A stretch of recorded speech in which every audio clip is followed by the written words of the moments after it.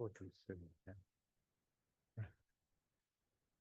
I'd like to call the meeting to order and welcome everyone. Before we go on with the roll call, Mr. Maris, I believe, is online, correct?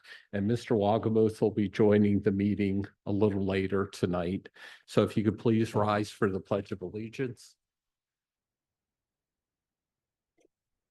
I pledge allegiance to the flag of the United States of America and to the republic for which it stands, one nation, under God, indivisible, with liberty and justice for all.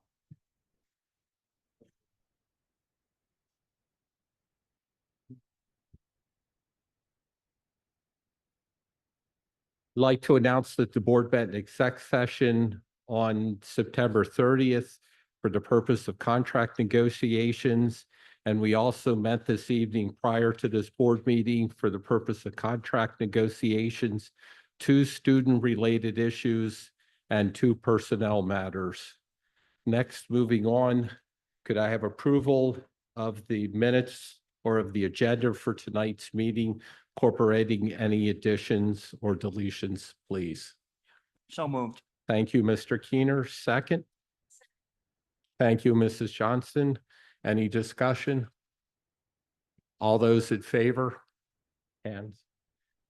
And Mr. Maris? Yes. Thank you. So motion carries 8-0. Next is approval of the minutes for the regular school board meeting, which was held on September 10th.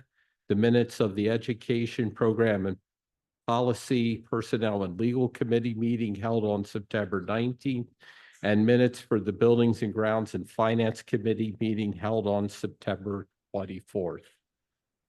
Motion to approve those, please. Motion. Okay, Mrs. Eshelman, a second. Thank you, Mrs. Johnson. Any discussion? All those in favor? Mr. Maris? Yes. Thank you. Motion carries 8-0. Next, I'm going to turn it over to Mr. Boberski for some student staff recognitions, not recommendations, recognitions, and also the student council is here tonight. Thank you, Mr. Jannotta. Good evening. Thank you, everyone, for being here tonight. Certainly great to see you. We're going to begin tonight with student recognitions. So this year, we're excited to share our 2025 National Merit Commended Students and National Merit Semifinalists. Every year, high school juniors who entered into the 2025 National Merit Scholarship Program, they actually took the preliminary SATs in 2023, and that is the test that actually qualifies them based on how they do to see if they are identified as either a commended semifinalist and potentially even ultimately a finalist. So students are selected, and the semifinalists that we have here tonight, we have 4 students who are semifinalists, represent less than 1% of US high school seniors and include the highest scoring entrants in each state. Semifinalists have the opportunity to continue in the program to qualify as finalists, and that group who move to finalists, it's those finalists in which the National Merit Scholarship winners will be selected from, and that will be this spring. So as we get additional information, we will continue to share it with all of you and then welcome any of those students and their families to our meeting to celebrate them. We also have commended students who are recognized for their exceptional academic performance demonstrated by their outstanding performance on the qualifying test. While they're commended students and we want to honor and congratulate them, they unfortunately are not able to move on in the program. So this evening, we have some of those students here with us, and so we're going to honor them. Mrs. Burkholder already met with all of them earlier and took a larger group photo. So we're not going to do that tonight, but we do want to honor the students. So I'm going to come up to the podium out there, call the students up, and we'll get this moving.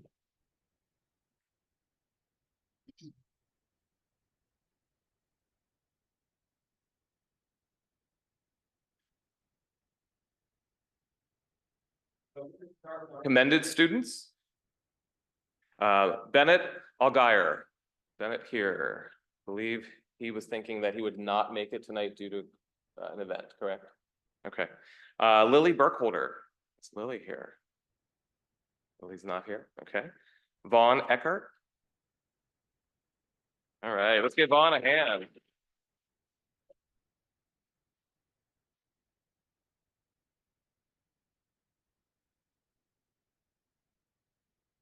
Very good. Congratulations. Right, and so our next commended student, Ty Funk. Is Ty here?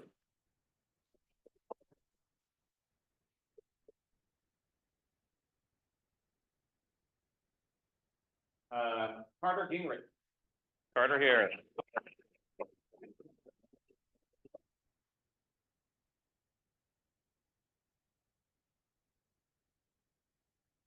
Eric Durgill. Is Eric here? There he goes.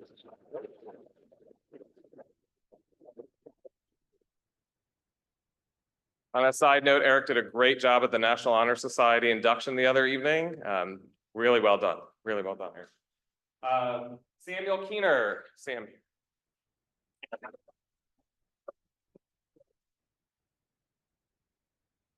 Kristen Pepka.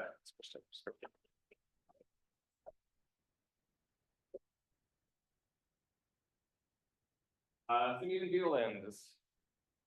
I think he was here tonight. We also have Morgan Mortella. Is Morgan here?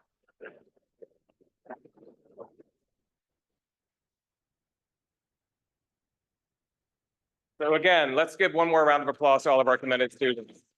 All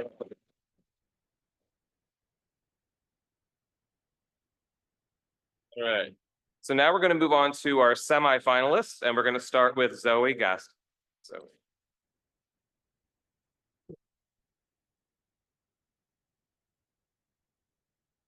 Samuel Meyer.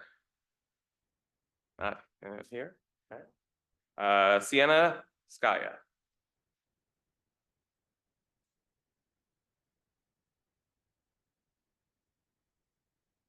All right. And Devna Trevide. Did I say it right?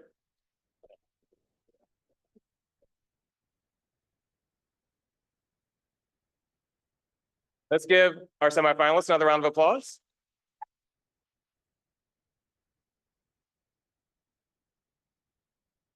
It is absolutely wonderful to be able to recognize our students in many ways. And so all of you who are recognized here tonight, as I shared, you represent the kind of the cream of the crop when it comes to students taking the PSATs, and that less than 1 to 1.5% of all high school students across the country. So a job well done. We're so very proud of you. Thank you for all your hard work and dedication and what you choose to put into your academics. And thank you to the family members who are here also supporting them. Your love and support has certainly helped them along the way. So we thank you for that as well. So let's give the families a round of applause.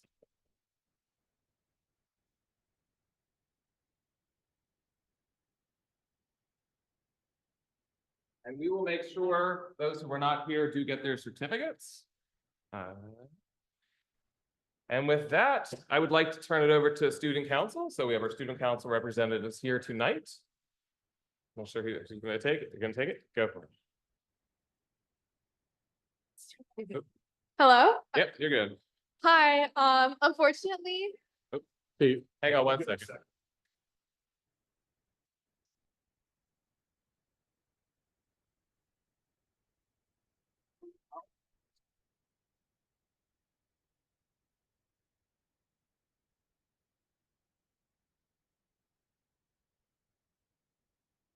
hello. Unfortunately, none of our student council officers were able to be here tonight, so we as reps will be speaking on their behalf.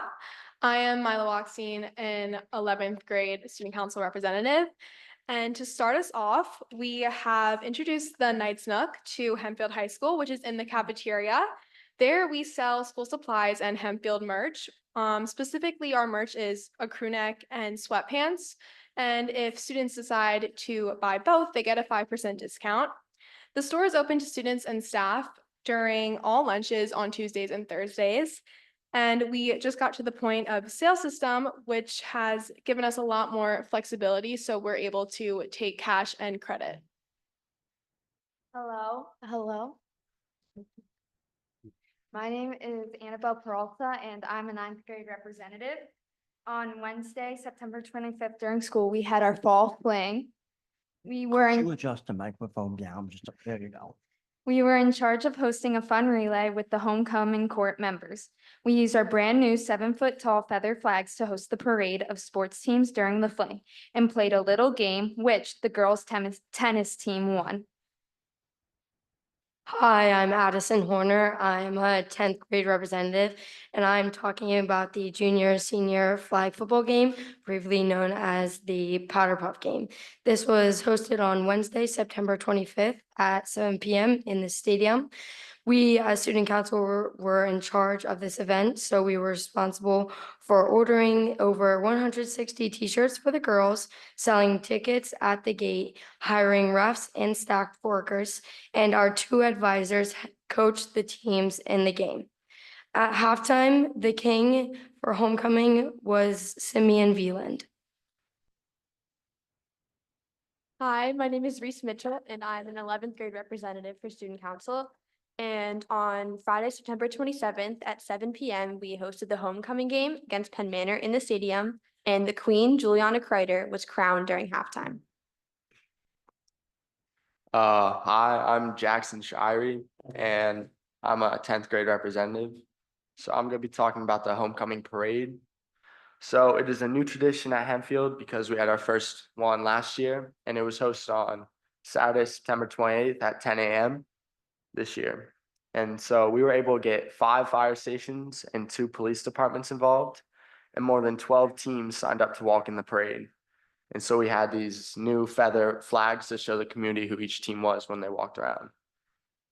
And we also had the homecoming court in a truck going around with the teams to show and represent who they were.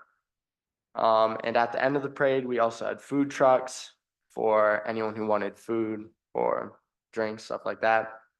And even though there was the possibility of rain, many people still showed up, and it was a huge success. And some sports teams even brought their own floats.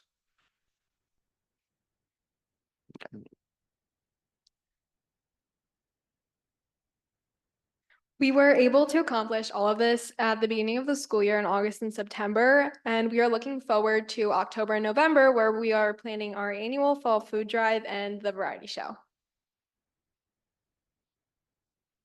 Thank you very much for sharing that update. And I do want to just share with the board, the student council did an amazing job with homecoming week. A lot of great events, a lot of great activities for our students. You planned it extremely well, and there was great support from our community for multiple events that you planned. So thank you so much for all of that extra hard work. Really a job well done. Any Thank questions you. from the board?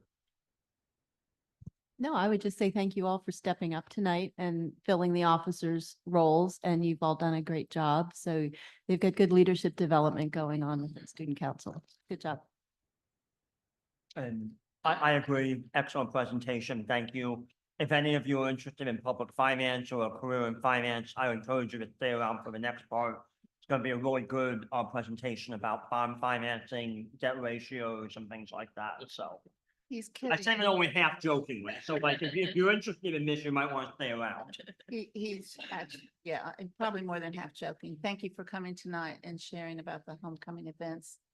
Unfortunately, I missed it, but I liked seeing the pictures on social media. Looks like a great job. Great. All right. Thank you. You are welcome to stay as long as you would like as well. If you need to Or leave, that's leave. okay. Leaving is okay too. Anything else from the board for our student council? Mr. Keener will write out homework passes if you don't get your homework finished. All right. So thank you again. A job well done.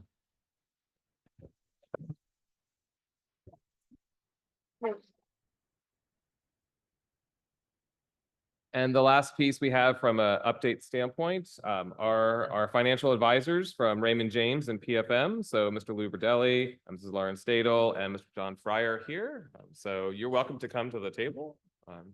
Probably take a seat. You have the microphone there, probably a lot easier. Mrs. Hall, before they begin, anything from your lens or your world that you wish to share before they give the update? Okay. Lou, I'll turn it over to you. Okay, thanks for having us back. We were last here in February to have a similar discussion in terms of the financial planning that's really necessary for the board to look at significant capital projects. And it's really, I think, the continuation of the discussions we've been having with the finance committee for the better part of 2 years thinking about these projects. Obviously, construction costs are very high. And as we try to put a financing plan together, thinking about the constraints that you operate under with Act One and your restricted ability to raise revenue, we obviously want to keep this planning at the forefront. And now that you have some updated estimates, what we wanted to do was give you a quick update in terms of your borrowing capacity. We're obviously in a new fiscal year, so your debt summary, things like that have turned over. We've updated the financing options that we talked about when we were last year in February with some of the cost estimates that you've received from your architect, I believe 2 weeks ago. And then just a real brief update on what's happening with the market. Obviously, the board was proactive over the last 14 months with the financings that we've already put in place towards some of your projects. I think the business office did a great job in terms of locking in those investments when we think about where short-term rates are today compared to what we were able to lock in over a year ago. So I think you've been proactive in that financial planning just for the projects in the near term. Now with these with the high school project, we wanted to provide some updates there. So on page 2, just a quick summary for you. This current situation slide you've seen before. The district is maintaining its AA2 rating. That was confirmed when we did that financing earlier this year in early 2024. In terms of your existing debt, right now there's about $85 million of debt outstanding. We worked with the business office to update your remaining borrowing capacity. Now that we're into a new fiscal year, that state formula runs off of the last 3 years' financial revenue numbers. So currently, the remaining borrowing capacity is about $229 million. So that number is something that typically gets a little bit larger each year, really for 2 reasons. One, you're paying down principal on the existing debt each year, and the revenues of the district are typically increasing. So those numbers that go into the formula are going to get larger each year. So typically that number is going to increase a little bit each year. The financing projects in the Act One era, we've really talked about this. You've heard us use the examples of some of your neighboring districts that had large capital projects and the importance of planning potential millage increases early, oftentimes even before you're breaking ground on these projects. Because really, ever since Act One has happened, it's the only way that you can potentially undertake a capital project when you're also trying to deal with the day-to-day operations and the pressure that that puts on a budget. So some of those things that we've talked about, and I think this was also employed in the current budget, is having those funds built in to your run rate of the debt service, but being able, if we're not spending it all on debt service, putting it aside so we can either use it towards those future financings when payments do kick in. We can use that money to reduce those borrowings when we eventually get there. So I think that's been an important theme, and I think you've heeded that advice, which has been good financial planning. The rules and the timeline, I think you're pretty familiar with, so we'll skip over that. Page 3 is just the updated calculation. I know we've focused on this a couple times, but I won't get into all the details of the numbers that go into that borrowing capacity. But there at the bottom line, you can basically see that $229 million number that is where we are right now in the current fiscal year. I'm going to ask Lauren to take it from here in terms of your debt summary. Thanks, Lou. Good evening, everybody. It's good to see you all again. So these next few slides are going to look very familiar. We've been through them a number of times with you all over the last couple years, but they are updated with both the new 2024 financing that we did, and the borrowing studies are updated with the new projected amounts that you saw from the architect. So page number 4 is just a summary of the district's current outstanding debt service for all of the bond issues you currently have. This is before any of the additional high school borrowings that we're going to review in just a couple slides. So this is a summary of all the payments that you make, principal and interest, on an annual basis for each of those obligations. If we flip to the next page, As a result of going through the Plan Con process on some of your older construction projects, the state does kick in a little bit of reimbursement through the Plan Con subsidy for some of those older construction and those older buildings that you undertook.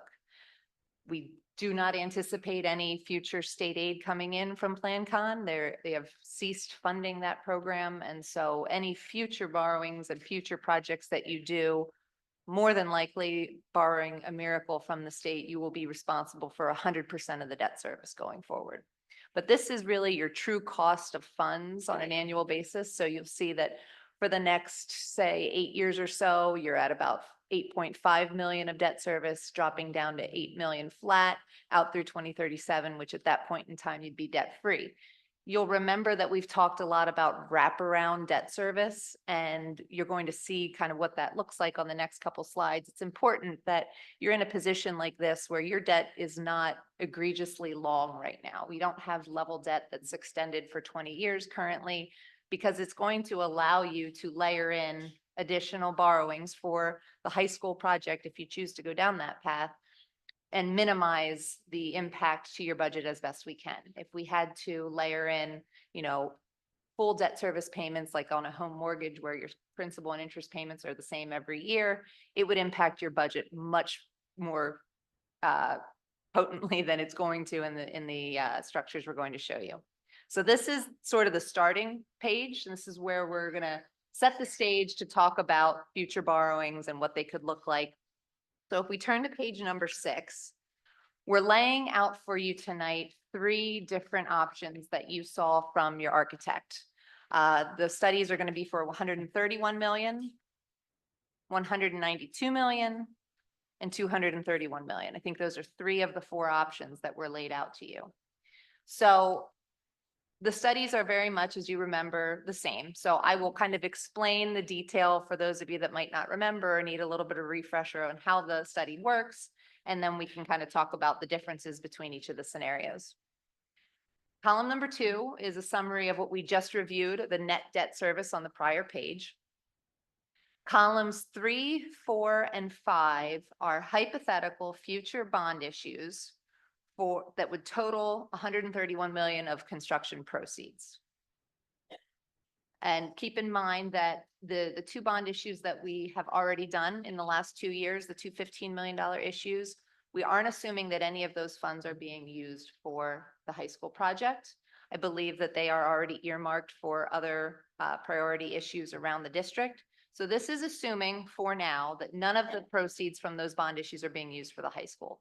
Should you choose to go a different route, we can update the studies, but for now, we're assuming that 100% of the 131 million that we need to borrow for the high school is being done with future issues, not existing Right. obligations. And am I correct that that's what we're voting on later tonight, is to approve that the use of already issued bonds for outstanding capital needs? That's on me. Yes, that's correct. Okay, thank you. And so as I pointed out earlier, we're taking advantage of the wraparound structure. So you can see in those columns 3, 4, and 5 that for the first, several years of the amortizations and the payment schedules, we're really only paying interest expense. And we're allowing the debt service from your existing bond obligations to kind of sunset and fall off. And then the newer, larger payments and the majority of the principal repayment happens after your existing debt is paid off. I'll also point out that if you look to column number 6, the existing debt that you have currently is just shy of 8.5 million if you look to fiscal year ending in 2025. But as we discussed previously, and as this board has been prudent in setting funds aside, in the 2024-2025 budget, you have allocated an additional $1.5 million permanent dollars for debt service. So that money will be there once again next year and the following years. And that's important because we rely on those funds in order to kind of phase in these mills and be able to get ourselves to a point where we're fully funded for the high school project. So what you'll see there in that column number 10 on the far right is that we have a budget surplus, in essence, looking just at debt service of $1.5 million in this fiscal year. That money, as we understand, is to be transferred to capital reserve. It will sit there up until the time when we need to either use it to pay debt service. As Lou said, it could be used to downsize the future borrowings that we've laid out here. There's a number of different ways that money is going to be used, but it's prudent planning to get those monies put in place early, because that $1.5 million, if you look to column number 8, accounted for about 1.65% of your total tax increase for this year.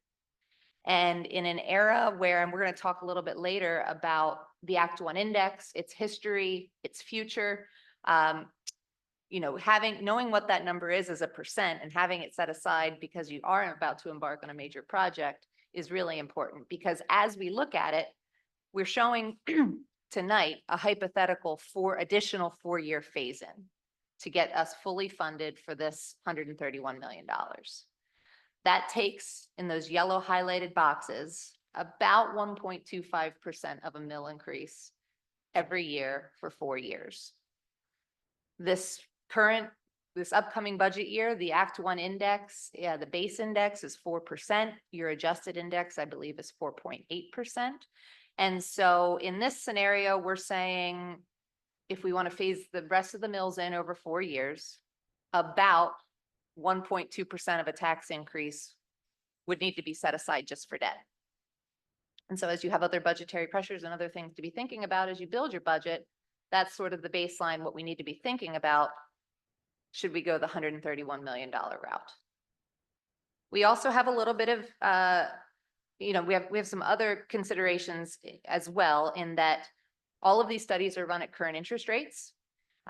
We expect that rates may come down a little bit over the next few years. And if the Fed does its job of getting inflation under control, that tends to be to push interest rates downward. And so to the extent we see any benefit in the interest rate market, that could make these studies look better. But this is really just a roadmap, because as we've said a number of times to you in the past, these studies are going to change many, many times between now and when you put a shovel in the ground and when you do the final borrowing for whatever project you do embark upon. But the importance, and I think you've done an excellent job of recognizing that over the last couple of years, of putting these plans in place and setting monies aside as you can afford them, is paramount in order to be able to fund major capital projects. So that's how over the next 4 years, given the additional 1.5 million that you put in this fiscal year, you would get to a point where you'd be fully funded for a $131 million project. So let's look then at the next page, which is the next scenario of a project in the neighborhood of $192 million. We've done the same study where we're funding 3 different bond issues over 3 years. And again, those we're going to, as interest rates change and markets change, and as you know, your draw schedule, the actual timing of those borrowings will likely change. But for now, for illustration purposes, we're laying them out evenly over the course of 3 years. In this scenario, now looking to those yellow highlighted boxes, about 2% annually tax increase over a 4-year period would fully fund you for a $192 million project. Okay.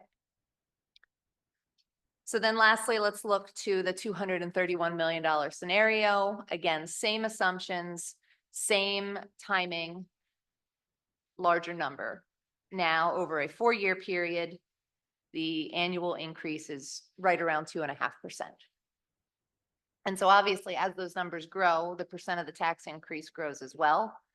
There are other ways to mitigate some of that large increase. The phase-in can be done over a longer period of time. There is no magic to the 4-year additional phase-in that we have here tonight. And likely it will probably change over time as the Act 1 index changes, as your local revenues change. But for now, as a planning tool, we thought this was important to show you this evening. So, Yes, Mrs. Mr. Deville, is it correct to say that if we increase the phase-in period, we lose the compounding value of the deferred early tax increases? Yes, you So do. we would have to phase it in over a longer period of time to recoup the lost compounding. Yes, you would lose some of the annual compounding. Additionally, To the extent you don't get yourself fully funded by, in this scenario, 2029, and you extended it out, you still got to pay the debt service. Right. And so you would need to come out of pocket, if you will, out of cap reserve or out of fund balance to pay the debt service Okay. up until the time when you are fully funded. And so in these scenarios, we really don't anticipate needing a whole lot of fund balance because we're getting the millage put in place early enough that you really don't need to come out of reserves to pay the debt service. But to the extent that you cannot go up those mills as laid out here, and we needed to extend it longer, you would likely need to use some district cash to sort of bootstrap yourself up until the point where you're fully funded by the millage phase in, if that makes sense. So, and the 231 million exceeds our current borrowing capacity. It does, but I would say by next year or probably the year after, your borrowing capacity will be probably exceeding 231 So we'll million. raise the limit of our credit card and then we can max out the new limit. The funding form or the way that the state calculates your borrowing capacity is strictly, I mean, it is not something that can be manipulated. It is a purely factual calculation. It's not a measure of affordability. It is purely a measure of your credit card limit. Sure, Exactly. And right. so your revenues will likely continue to grow. And as you pay down debt, those numbers, one goes up, one comes down. And so the remaining borrowing capacity will likely continue to go up. So is it, I'm just looking at the years, so 24 years for the first one, the 131 million, looks like 24-year payoff. And then the last one would be a 30-year payoff. Correct? Yeah, that's about right. So basically for the next 30 years, we're going to be maxed out in a lot of ways. You'll be maxed out at that debt service number for sure. Yep. Now, to the extent you have other projects that need to be done, say 10 years down the road from now, pick a Right. day, you will have paid down significant debt by that point in time. And so from a debt capacity standpoint, I wouldn't necessarily be worried, but you still got to pay the debt Yeah, because service. it's basically 14, the last one's like 19 million a year, Yes, the whole, for the next 30 years. Yes. Or 29 years, because that last year Mhm. drops off. and there's different ways to go about this too.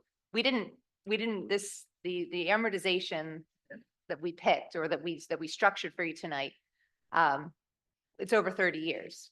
The IRS would allow you to extend that debt longer than 30 years Yeah. and have lower payments. It's the same discussion on Right. your home mortgage. Do you pay it off over 15 years and have higher principal and interest payments? Right. Or do you extend it over 30 years, pay more back over time, but it's maybe a little easier to swallow in your budget? So we tried to pick something that was a happy medium, but understand that as your budget evolves, to the extent if we need to, accelerate the debt service, we could. If it needs to be stretched out a little further, it could be as well. Because all these were paying double in interest. The last one is 319 million and the first one's 202 million. So we're paying over double our principal. And that's on the abbreviated amortization that they're proposing. That's If what- we that's- stretch the amortization out, it gets worse. Yeah, that's on this current Yeah, Yes. current Yeah. data. so I don't want to keep going. Does anyone else have questions? I'd like to ask a couple questions. And maybe this is for Mrs. Hall too. I thought we had the potential to put some of our capital money towards the high school project, i.e. these three options are assuming we borrow everything for the high school. I don't know that we made a decision on possibility of putting some of our existing capital reserve toward the high school. Right, so a decision wasn't made, so I asked them to project this as though we were going to borrow all of it. If you want to make that decision, as Ms. Stadel said, we can certainly restructure that if some of it's coming out of cap reserve. Keep in mind, we have a lot of work to do in other buildings, so we are likely to need that, depending on what you choose to do.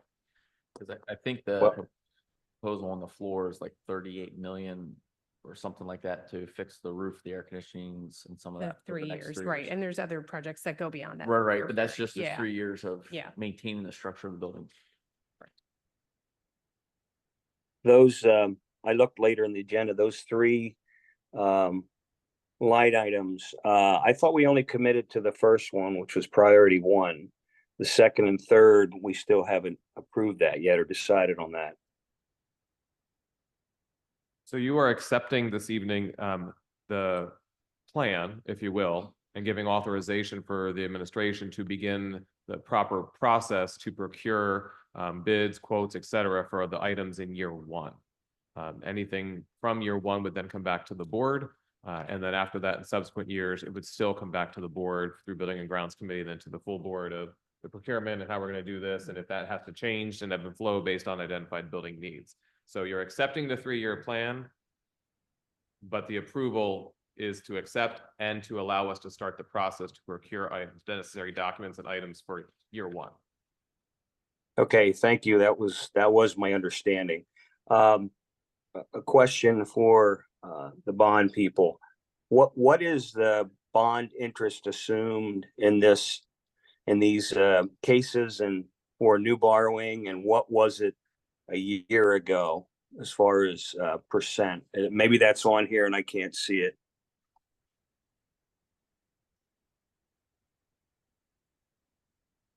Mr. Maris, we were using current interest rates in this study. And I just pulled up the February study here in my folder. We were using current interest rates at that point in time as well, which were probably maybe slightly lower in interest rates than we were back in February. I would assume we've kind of been oscillating in a trading range here over the last several months. So we're not appreciably better or worse than the last time we reviewed the numbers back in February. Okay, and what is that current bond rate? Well, all of them are going to be different because all of them are amortized over a different period of time. So it depends on which series of bonds we're talking about and which scenario. But I would say likely we are probably in the high 3% range for any of these studies, maybe mid 3s for the shorter amortizations and high 3s for the longer amortizations, somewhere in that neighborhood. Okay, thank you. And was that impacted by the recent cut by the Fed? Is that why that number is lower, or is that number actually going to be lower in the coming month because of that recent cut by the Fed? I'll address that one, Mr. Maris. Really, the bond market for months was anticipating the action that we were going to see the Fed take. So we had really seen our interest rates come down several months ago. So ever since the Fed cut rates 50 basis points, we really haven't seen the interest rates in our market move very much at all. In fact, there's been some fears of maybe what's going on in the Middle East that oil could continue to go up, and would that rekindle inflation? So we've actually seen interest rates in the Treasury market move a little bit higher since the Fed reduced rates. But overall, I think what we're showing you tonight is indicative of where we're currently doing financings for other school districts. And, one that we did last week that went out about 18 years, the interest rate was around a 3.50. So as Lauren said, this estimate, because these financings are designed a little bit longer, this interest rate currently is probably somewhere just under 4% if we were to go out and implement that first one. Okay, and what she had talked about the fact that they could drop a little bit in the next year or two. What are we talking? Maybe another 0.5%, or what would you say in the next year these rates may go down to, if you were going to guess? If you asked me that question 3 months ago, I'd say they probably are going to go down maybe 0.5%. The kind of newer school of thought is that we've actually might see rates kind of settle in to where they are right now. We're going to see the long end of the curve continue to come down, because as the Fed moves their overnight rate lower, that will really affect the long end of the curve. So we're going to see some steepening of the curve that we haven't seen in a while. But I think a lot of the prognosticators are sort of saying that maybe interest rates are going to hang in where they are right now. And to Lou's point, if the Middle East can't figure their stuff out, then there could still be some inflationary pressures that force the long end of the curve where it is, or maybe even a couple ticks higher. Go ahead, John. Thank you.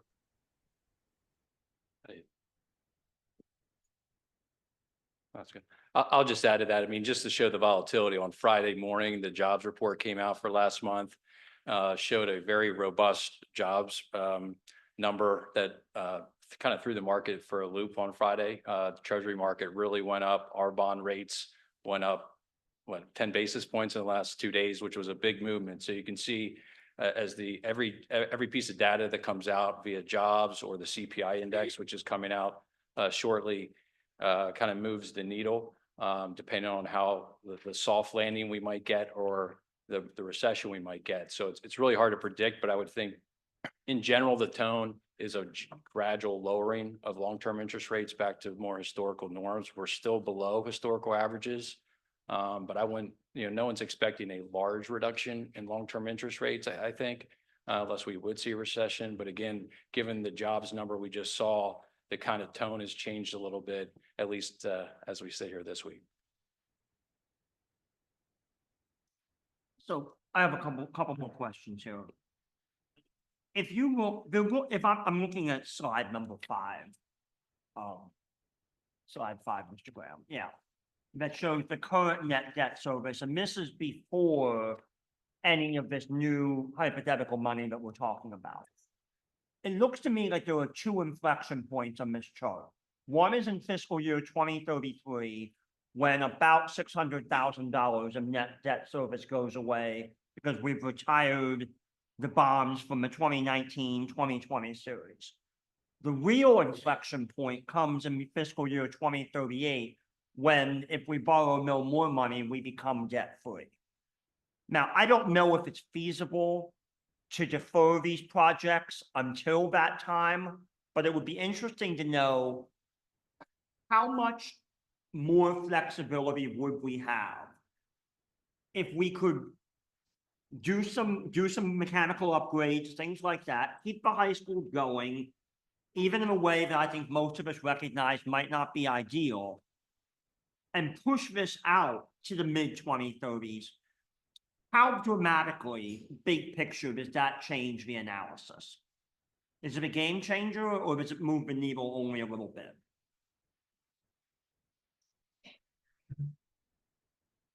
It moves the needle a lot if you assume that in 2033, 191 million, let's say, gets you what you think you can get with it today. Okay. And I think that's the big question mark is we know what we know today. Do we wish we could have bid this project 3 years ago? I'm sure we all do. Do we wish we could have financed this project 3 years ago? We all wish we could have. But we know what we know today. But we certainly don't have a very clear crystal ball for where interest rates are going to be next year, to Mr. Maris's question. What I really don't know is come 2033, 34, 35, what construction prices are going to be doing. And that's the million. And so, and what kind of money you're going to have to outlay over the next, that would be 8 or 9 years in maintenance costs. So yes, you could, $8 million affords you, an $8 million run rate affords you a lot of money. If you were to say, we're not going to borrow anything till we get to that point in time, you could borrow a lot of money for that amount. Yeah. But I think there's a lot of question marks that would probably come up and some difficult decisions that would be needed to be made by the board and the administration to wait that long. And the construction cost, the rate increase may go up faster than the bond rate. And so relatively, the high school may cost you more if you wait 8 years, even though you have less debt. $1 today is worth a lot more than $1 8, 9 years from now. True, but tax base will be larger also. So, I mean, if we just assume that both of those are going to be linear, Mr. Maris, that piece is sort of a wash, right?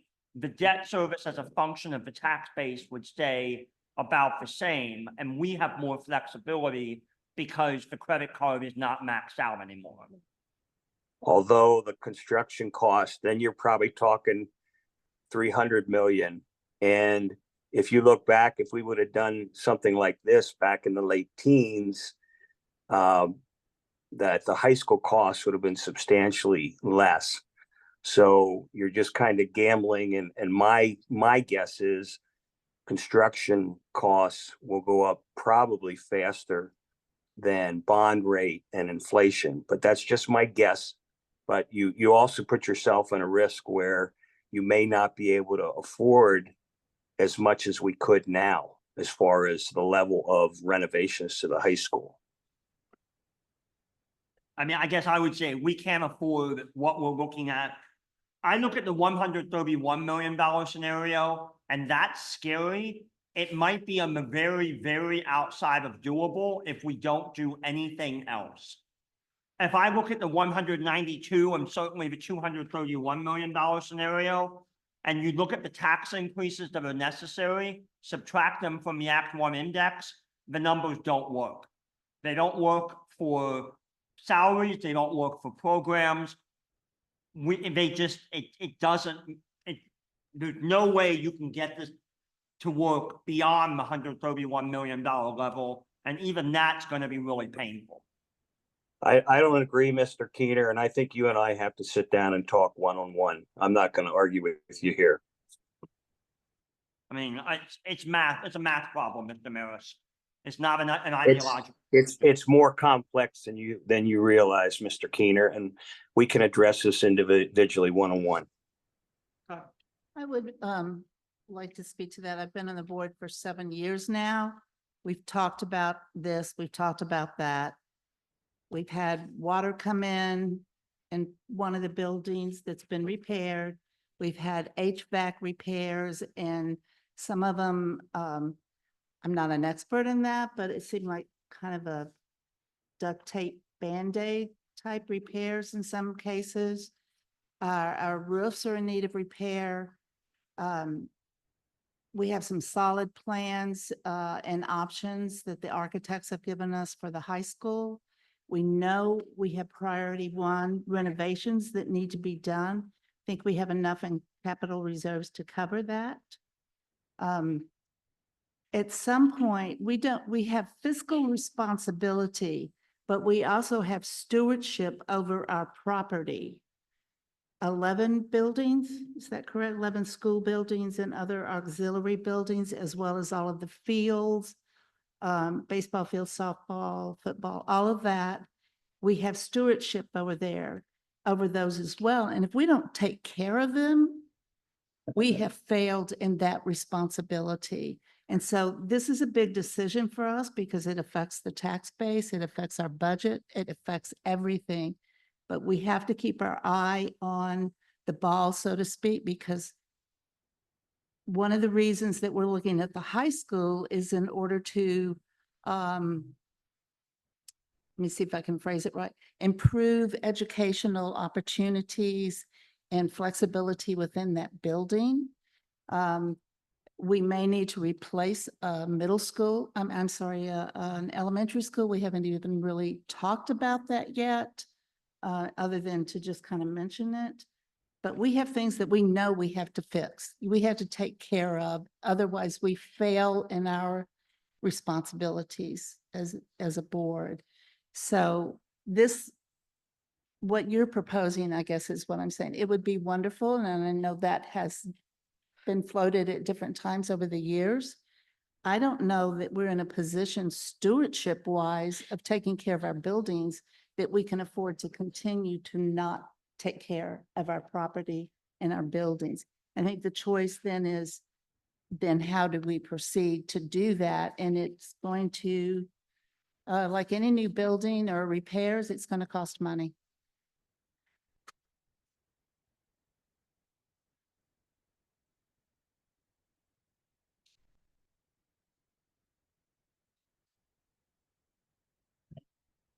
Any other questions for our We've got financial one, advisors? one more, Yep. I mean, a few more slides to go through. This is probably the most important one, though, that I am sure Which that your page? business office has had Nine. this you. information in front of you in the past, but this is just a history of where the Act One base index has been for the last 10 years.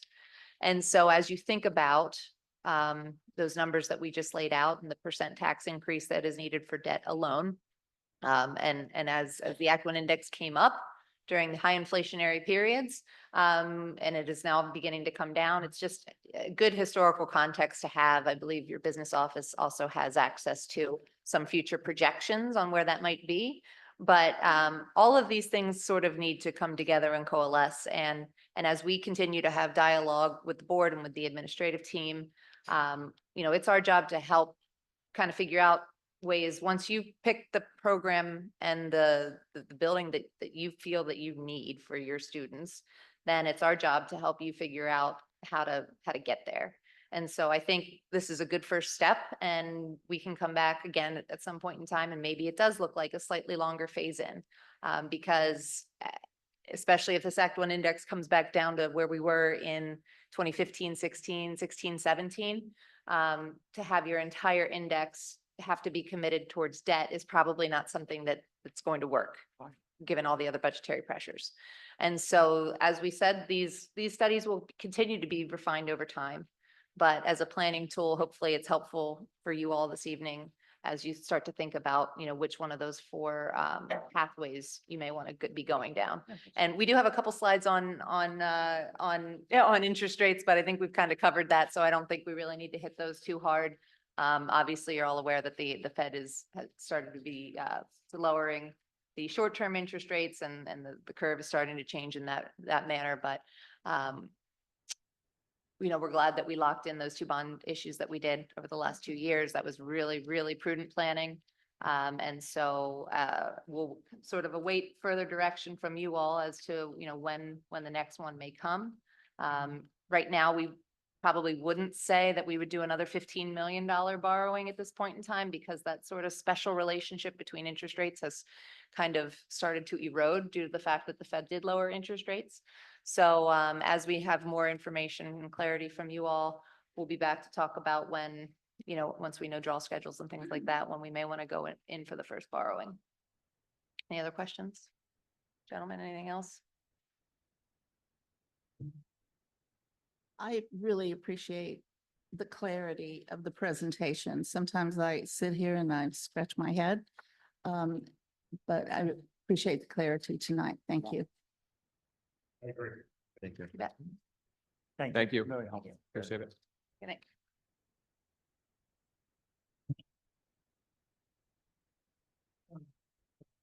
All right, Mr. Donato, I will turn it back to you. At this point, we're going to move on to residents' requests to address the board. The board provides time for public comment for residents and taxpayers to bring their thoughts to the board, but it's not a time for exchange between the board, administration, and speaker. We ask that speakers refrain from identifying specific students, staff, or community members by name. Residents and taxpayers who are interested in making public comments must complete the electronic registration form prior to 3 p.m. on the day of the meeting. I believe we have 25 requests to address the board this evening, so I'll turn it over to Mr. Graham. Thank you. Our first speaker this evening is Jennifer Meyer, who will be followed by Bob Graybill. Jennifer Meyer. Didn't make it. Okay. Bob Graybill. Bob Graybill.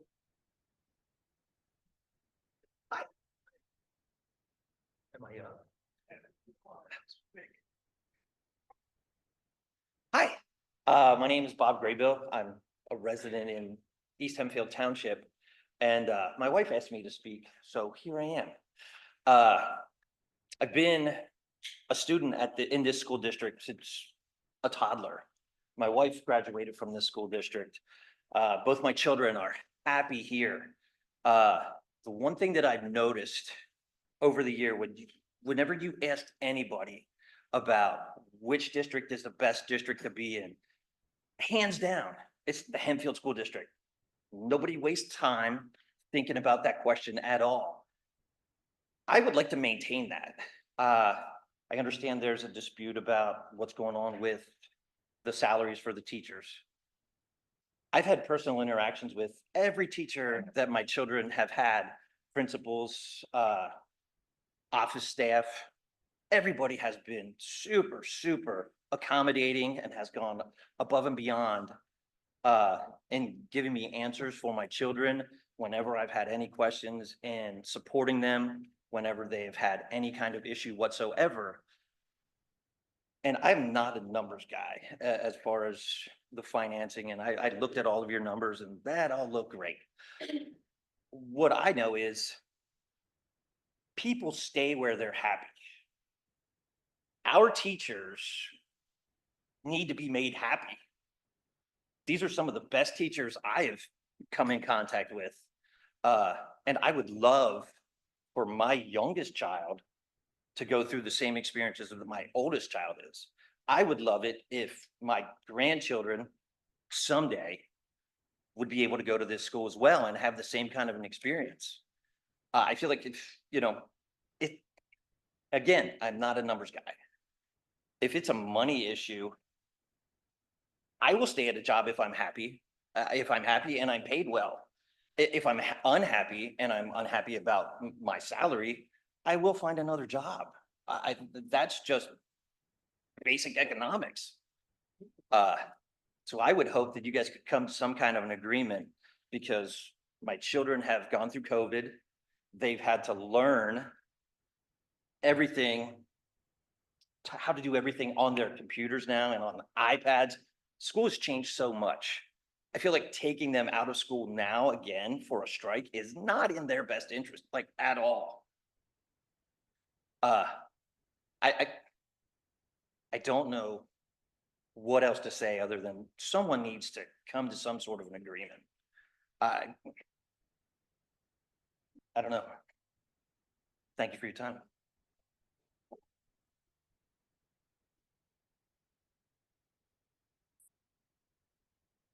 George Murphy. George Murphy is our next speaker, who will be followed by Catherine Cox.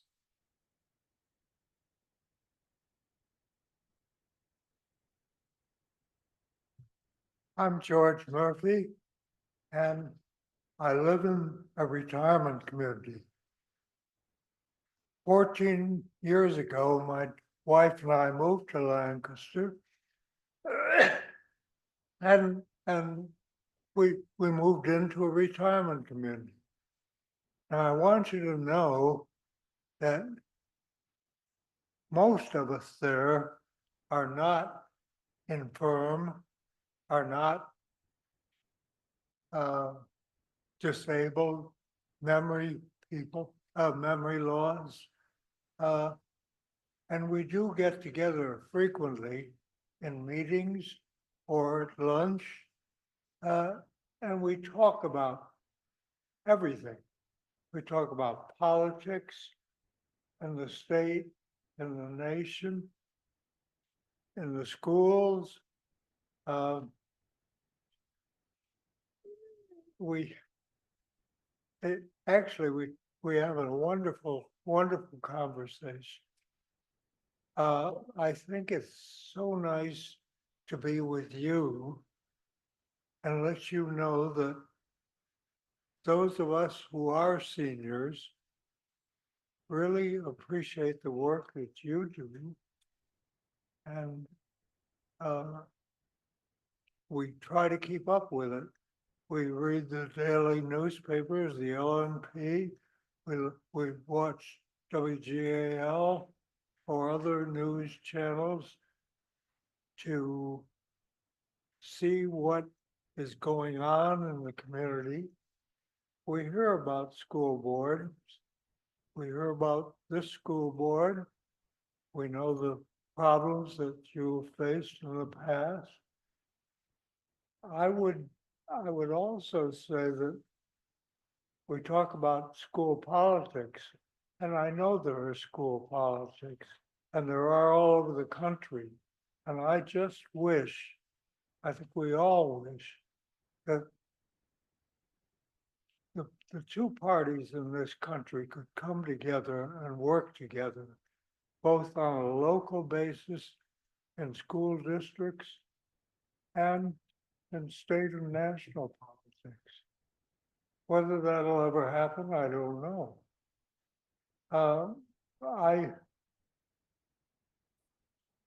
My daughter and her family live here in Lancaster. I see them often, and I know what's going on in the schools. I've had 2 grandchildren graduate from Hempfield, gone on to college and beyond, and I have 1 grandchild who's still in Hempfield High School. They get a wonderful education. I have met and gotten to know many of the teachers over the years, just as I've gotten to know several of you on the board. And I really want to just express my hope that the board will consider a good contract for these teachers. They have to get back to work and do everything they're supposed to do, not just teach classes. They're wonderful teachers. And so I urge you to keep that in mind. Thank you very much.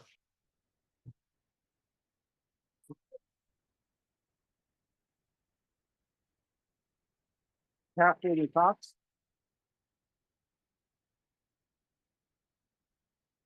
Catherine Cox will be followed by Amanda Hafer.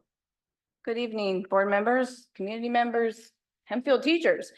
Catherine Cox, resident here in Landisville. Bear with me, this is going to be hard for me. Saturday, October 21st, 2023 at 4:50 p.m. Monday, January 8th at 8:22 p.m. Friday, April 12th at 8:51 p.m. Thursday, September 5th at 12:19 a.m. Saturday, September 28th at 9:22 a.m. And Sunday, September 29th at 7:47 p.m., just 1 hour and 27 minutes after I sent an email, I received a response. These are just a few of the dates and times that I've received an email back from a teacher here at Hempfield, all within the last year. I have had hundreds of correspondence with various teachers over the years, and I have always been so impressed with how quickly they responded and with the amount of care and interest in helping and supporting my children. This type of prompt response was never something that I ever actually expected to receive, and yet we did. So homeroom teachers, classroom teachers, guidance counselors, nurses, special interest, administrators, music teachers, band, orchestra, performing arts, learning support teachers, languages, social studies, ELA, math, electives, science, clubs, coaches, and it goes on. They all respond to me. The parent, the same way, with an intent to guide and be prompt and helpful in their response. And they all deserve the respect and the support of the community which they serve. So quick story, because I'm watching my time. When I set out in 2014 to move my children from a homeschool environment to the public school system, I was unsure and in many ways scared. I was beginning to see that I had a child who had special needs. And I was in the process of getting him diagnosed so that he could get the support that I could no longer provide for him from home. I happened to live in Hempfield School District. So he went to 2nd grade at LPC at the start of the 2014 school year.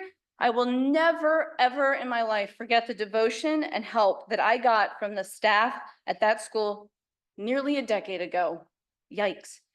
And it was their support and commitment that made me realize that I needed to pursue additional support for him.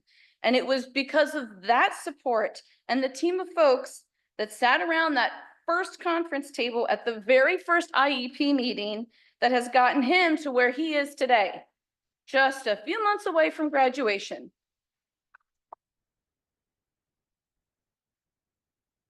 So in some ways, this has been a really long journey. But here we are. And all of my children love their teachers. You'll be happy to know that they're all going to speak tonight. They love their school and they love their teachers. The teachers are what make them love school. So I support Hempfield teachers simply because they support us. My kids would not be here where they are today without the hard work and the devotion from the teachers of Hempfield School District. From performing on stage in musicals to singing in choirs, playing instruments in the band and orchestra, dancing, winning awards at the science fair, being challenged and encouraged and understood, from IEP meetings and GIEP meetings, auditions and AP courses. They don't accomplish that stuff alone.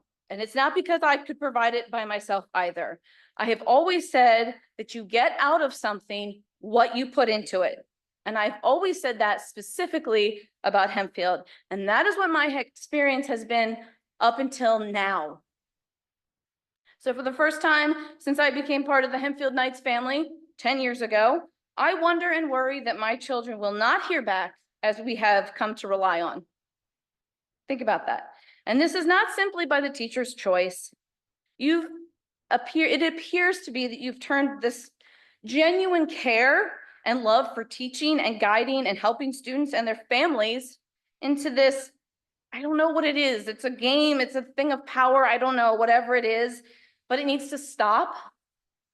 Please work with the teachers to sign a contract that is not only fair, but should.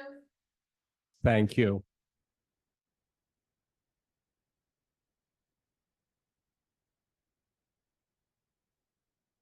Amanda Haver.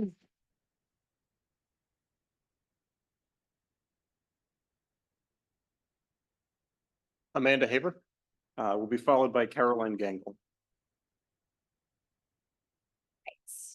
Sorry. Good evening, members of the school board and the community of Hempfield. Thank you for giving me the opportunity to speak tonight. My name is Amanda Haver, and I'm an 8th grade math teacher at Landisville Middle School, assistant girls wrestling varsity wrestling coach, and a community member deeply invested in our district. I stand before you not just as an educator, but as a parent of an 8th grader at Centerville Middle School and 2 Hempfield graduates. My family and I have seen firsthand the positive impact our teachers have had on our children's lives. I chose to join this district despite taking a significant pay cut, moving from a step 8 in my previous district to a step 3 here. This was a conscious decision driven by my commitment to our students and the belief in the value of the education we provide. I am proud to be part of a team that makes a difference every single day. However, I must address a concern that affects us all: the need for a contract that reflects the dedication and hard work of our teachers. Our role extends beyond the classroom. We are present at students' events, volunteer for after-school activities, and contribute to the community in countless ways. These extra hours are all above and beyond our job, which only requires attendance at 1 event per year. These extra hours are a testament to our commitment to this community and our student success. The passion and dedication that teachers bring to their roles should be mirrored in the respect and value that we receive. A fair and competitive contract is essential not only for recognizing the hard work that we do, but also for retaining talented educators who are committed to making a difference. I urge you to consider the immense value that each teacher brings to this district. A contract that reflects our worth would not only honor our contributions, but also ensure that we can continue to provide the high-quality education and support that our students deserve. Thank you so much for your time and consideration.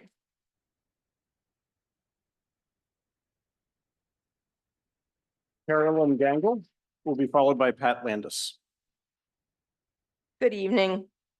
I can't believe I'm here again. Honest to God. My kids are 23 now. We moved into the district when they were in 3rd grade. Teachers at Hempfield have one of the best reputations in this area and beyond. I also had the kids in Parkland. which is another awesome school district. They might actually be ranked higher than Hempfield, I don't know. They started their education in Dairy Township, another highly ranked school district. The key to all of these districts is that they treated their employees well. They showed them respect. They made sure that they were taken care of, including when it came to contract time. I can't believe that they have been without a contract and still showing up every day with smiles on their faces, with positive attitudes, giving extra time to kids, even if they are working time. I know that there are teachers out there who are helping the kids extra time. Personally, I think a certain number, or maybe a very small number of people on the board want to push this to a strike. You and the Education Association are not at an impasse. An impasse is when both sides agree they cannot come to an acceptable conclusion over what they're talking about. The last time I was up here, the teachers union had approached the board months and months early and said, how about we start to sit down, talk about some things that are important to the union, things that the school board needs to be mindful of. And the school board said no. The school board instead hired an outside contractor, another attorney, and the attorney's fees were estimated to be $100,000 to $150,000. And someone on the board said, why is there such a wide range? And the attorney in open meeting like this said, because the longer we can keep your teachers without a contract, the better it will be for the school board. Am I boring you, Mr. Wolowitz? I'm sorry. Yeah, I've been a substitute teacher.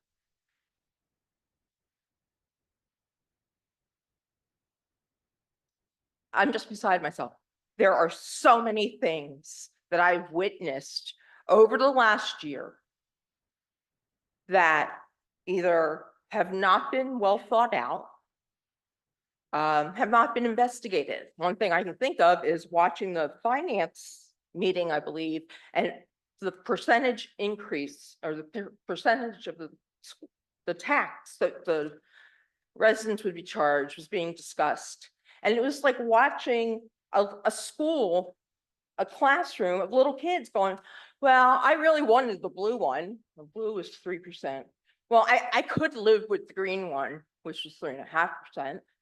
And somebody else said, no. We need to do 6%. Oh, no. Nobody else wants, no, we can't do that. We're not comfortable with it. We can't tolerate that. It's not what you can tolerate. It's what you need to do to take care of some exceptional human beings. They're called our teachers. Keep them happy, healthy. Don't have them worrying about what's going to happen in a week, a month, 2 months. Are they going to go on strike? I don't know. But this board has a reputation for making contract negotiations difficult. You wasted $400,000 extending the pilot of the English language arts thing. How much would you benefit with that? Thank you.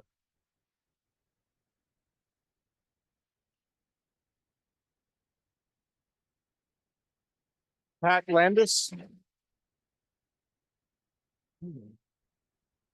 Pat Landis will be followed by Allison Nicholaus. Hello, Pat Landis, resident, taxpayer, had two children that graduated from Hempfield, and I was a teacher at Hempfield for 22 years. Beautiful time in my life. But I can say, I am so disappointed in this school board. Their lack of entering into a fair contract, that's what they're asking for, fair. And your inability to negotiate, it's kind of what we hired you to do. I mean, what we elected you to do, excuse me. Teaching is a noble profession. It's the best job in the world, and it's among one of the hardest jobs in the world. Most of us have encountered that one or more special teacher in our lives. That teacher that believed in us. That teacher that mentored us. That teacher that gave us that second chance. They connected with us. They were our role model. And some of us can say that we think back on those teachers sometimes and know that they helped to get us where we are today. Keep those teachers in your thoughts. Are you making them proud of you right now? By dishonoring their profession. Take a moment to think about how that teacher impacted you and how these current teachers are impacting our children. Do they deserve a fair contract? I'd say yes. So let's reset. I believe in you. Do better. Enough is enough.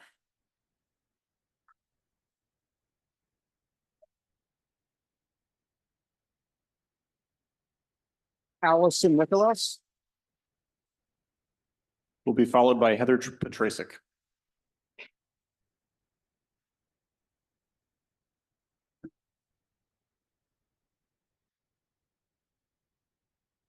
I have received permission to mention all of the teachers in this speech. This is my ethos.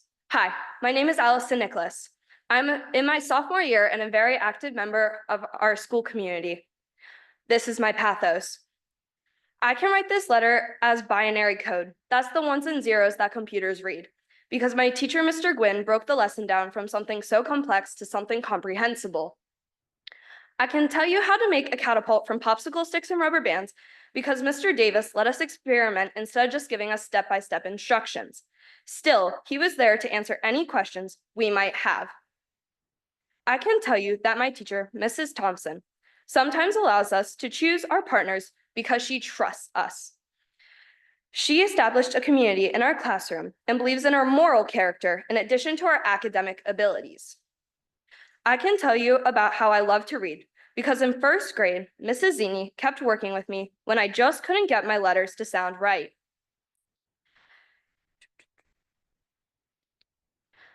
With the groundwork she provided, I now read at a level far above proficient for my age.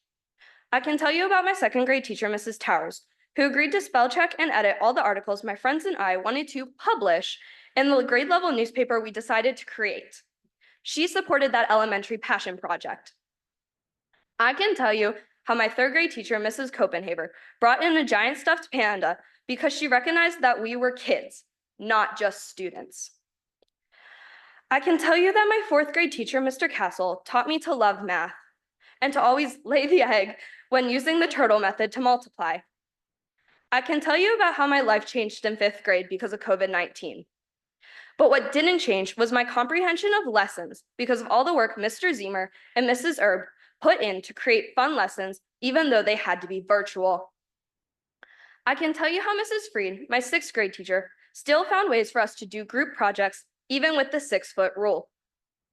I can tell you how I love art, even though I'm not the best at it because of Mr. Zadilla, how an incredibly unmusical child learned to love music because of Mrs. Kling and Mrs. Semsey, how STEM became a passion of mine through the makerspace Mrs. Koenig built in the library, how Mr. Bernhardt encouraged me to play with the boys during gym when I wanted to push myself just a little bit harder.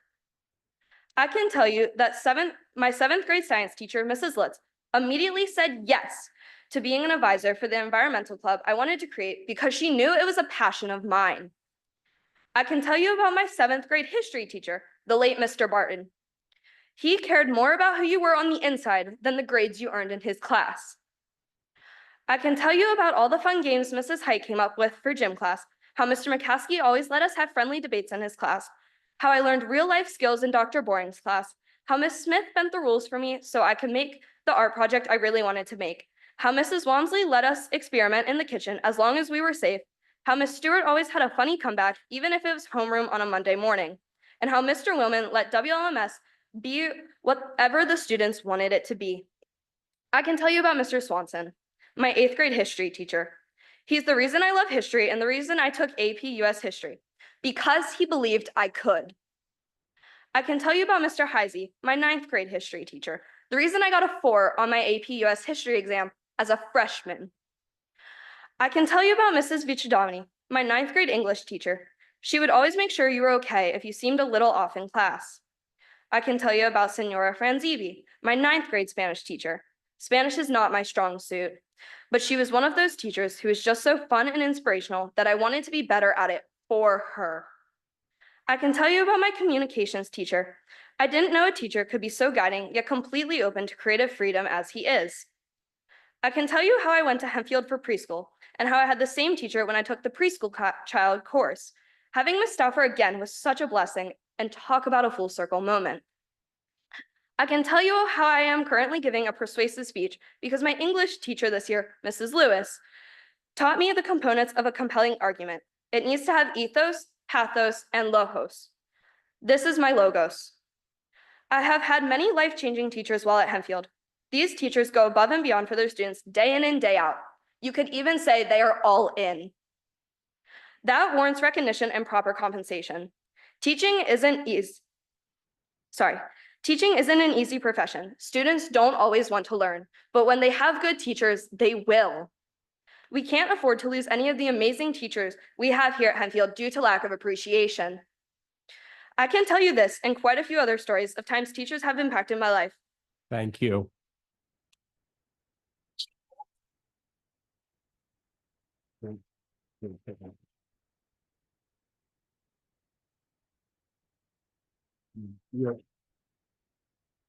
Sorry, you're finished at this point. You may. Because they believe in the passion these teachers have for their job. Thank you.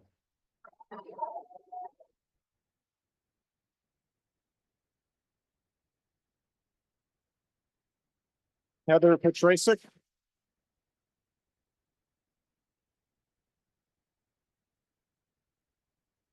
Heather Petrasic.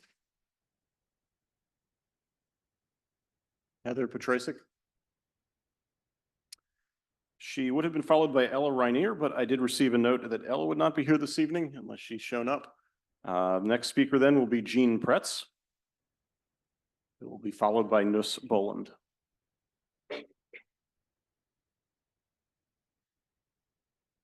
Good evening, everyone. Thanks for the opportunity to address the board. I am a resident taxpayer and parent.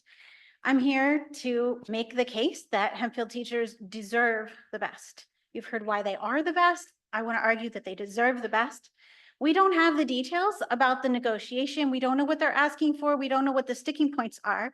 But I would like to make the case that no matter what they're asking for, I am sure it is what they deserve. We know that teachers are increasingly undervalued and underpaid. I looked up some information, some teacher salary information from the National Education Association. And the NEA reports that adjusted for inflation, on average, teachers are making 5% less than they were 10 years ago. For teachers, their pay relative to others of comparable education and experience has been on the decline for 15 years or so. This is the teacher pay gap. So as a teacher, you have a certain degree, you might have an advanced degree, you have a certain number of years of experience. In Pennsylvania, teachers on average earn 13% less than others who are professionals who have a comparable level of education and experience. So even if the board were to agree today to give every teacher here and in the entire district a 13% raise, which I suspect is more than what they're asking for immediately, they would only be on par with other professionals at their same level of experience and education. Unfortunately, as you could imagine, this gap only widens over time. So mid-career teachers have an even bigger gap than that 13%. Of course, no one becomes a teacher to get rich, but we do entrust them with some of the hardest and most important work in our community, and they deserve to be paid well. In fact, according to the NEA, teacher pay is increasing on average by 4% per year across the country, 4% per year. In some parts of the country, local communities are making significant investments in their teachers. In Alabama, they've increased teacher salaries by 8% in a single year. Mississippi increased by 11% in a single year, and even in New Mexico, they increased teacher salaries by 17% in 1 year. Other places in this country are making significant investments in their teachers.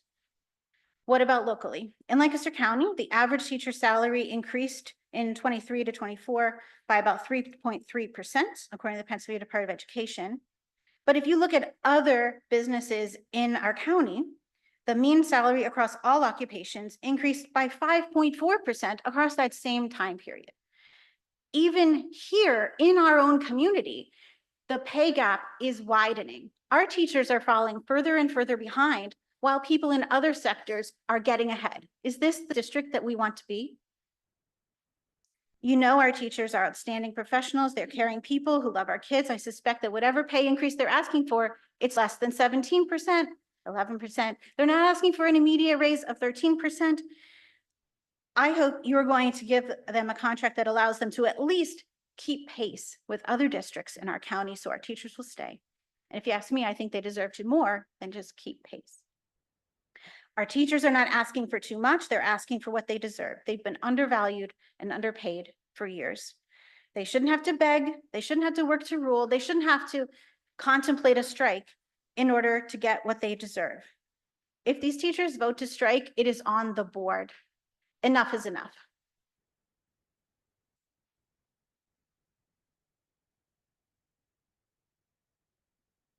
Bruce Bowen will be followed by Uriah Hoover.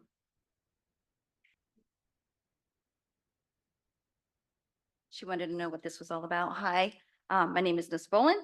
This will be the third time I'm speaking in front of you all for a fair contract for our teachers. Obviously, all of the community comments and support haven't made much of a difference, which is strange since we've elected the members of the board who are supposed to be representing what we as a community need and believe in.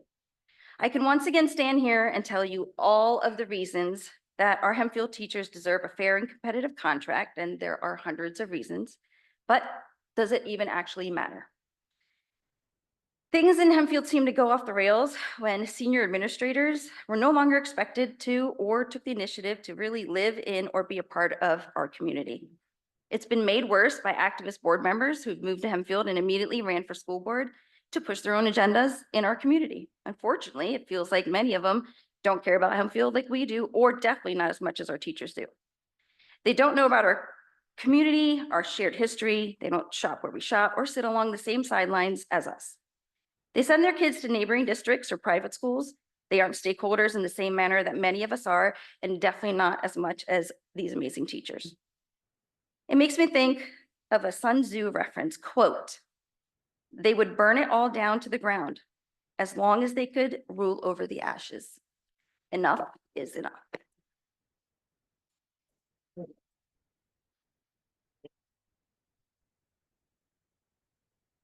Uriah Hoover will be followed by Reagan Hoover.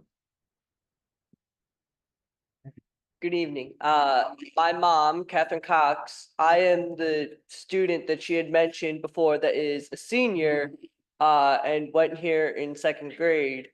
I have a short thing, but I will just say from what I've heard from her, and it seems like it's sort of, this whole thing has become slightly politically charged, and that's really all I'm going to leave it at, sort of. I will just say that I support Hempfield teachers because they have always done their best to help me, even when I'm failing in their class. Not my best moment. I, as my mom mentioned, and I have as well, I've been here since second grade. And throughout my entire schooling career, they've always supported me, my teachers, even my special teachers who would help me with my autism and ADHD and my hearing loss, which I have in my left ear. I here now to help support them because they have always supported me. Thank you.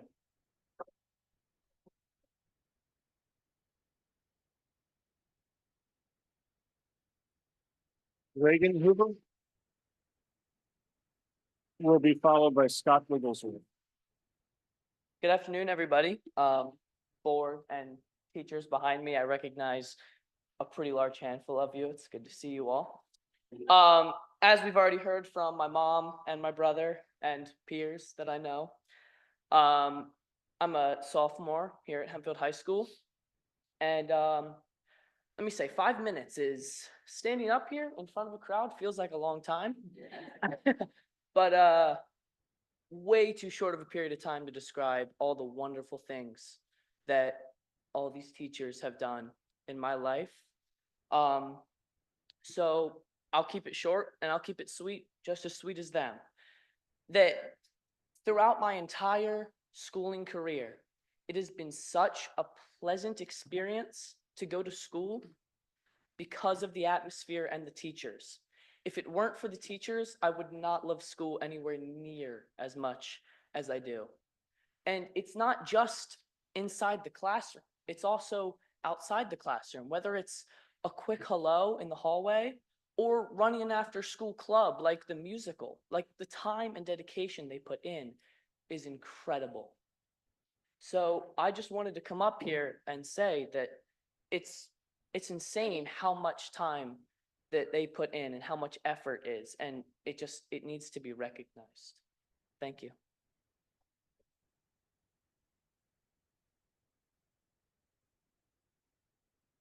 Scott Wigglesworth.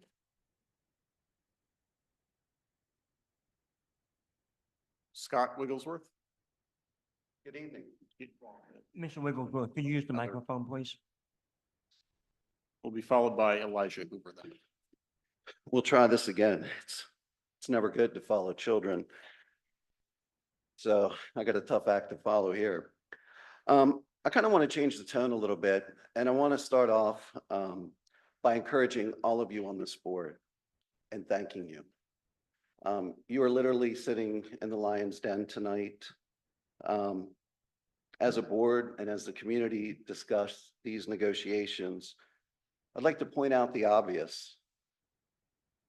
Each one of you takes on this job, donates countless hours to your community, and you get paid nothing. Nothing.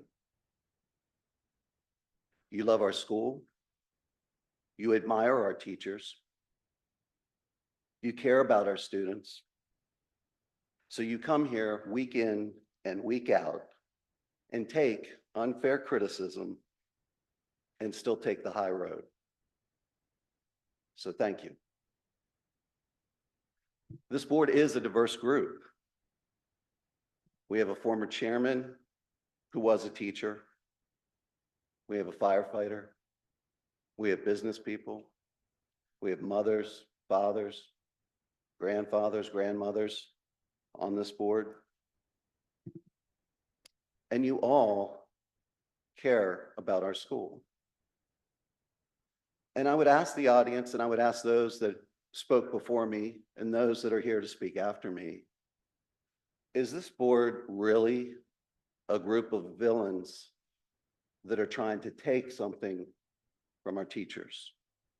And I would submit to you, they are not. It takes two parties to have a successful negotiation.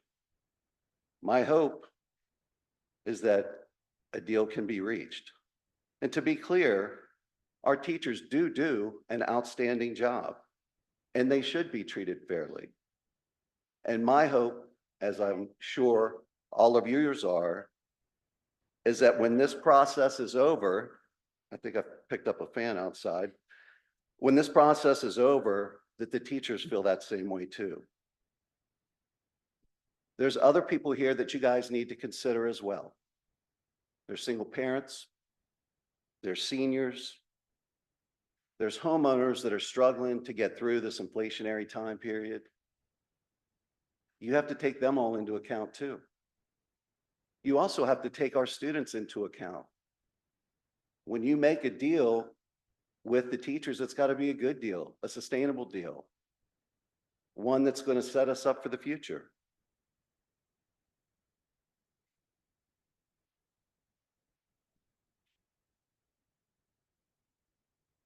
Again, I'm just simply going to end by thanking you.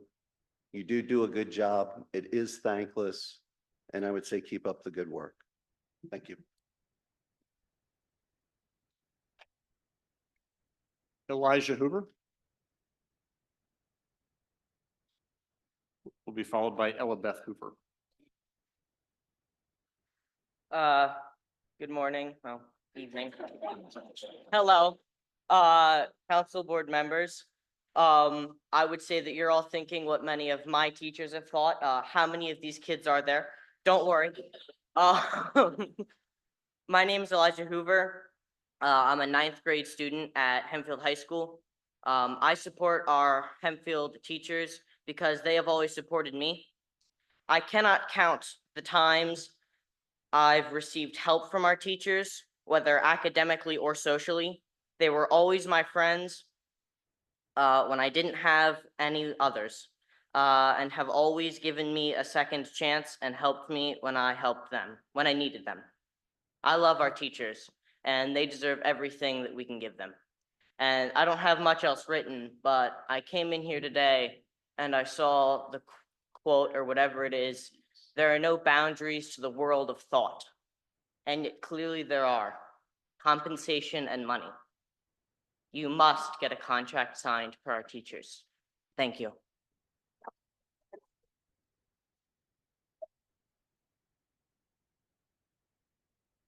Ella Beth Hoover will be followed by Kate Hinton. Good afternoon, members of the board, community, teachers I have had, currently have, or hope to have. There's a lot of them. I am the last Hoover to speak tonight, so you made it through that one. Good job. I am a 7th grader at Landisville Middle School, and I came up here to say that I love our teachers so much. They were always there, and sometimes they feel more like a friend helping you through a rough patch in life. I went through something last year where I wasn't in with a good friend group. And I told my counselor something, and she said she wouldn't tell anybody else. And I knew I could trust her because of who she was. So many times in math class, I have been confused because I like math, but it sometimes goes over my head. And I knew that if I asked my math teacher, hey, I need some help, or hey, could you explain that just one more time? They would explain it, and they wouldn't be like, well, why don't you get this? I remember one test, I sat in the corner for a solid 20 minutes on one problem. Didn't get it right, but my teacher answered my question probably 10 times over. I think our teachers deserve to be compensated for what they have, because the amount of times I or any of my 3 siblings have come home saying, this is what my teacher did today, or this is what who did what, or whatever. It's always been an amazing experience to have these teachers to help me through my schooling career, and I think they deserve much better than this. Get them a contract that's fair, and get them a contract that they are willing to work for, because I don't need to go through another virtual period. Thank you, and have a good night.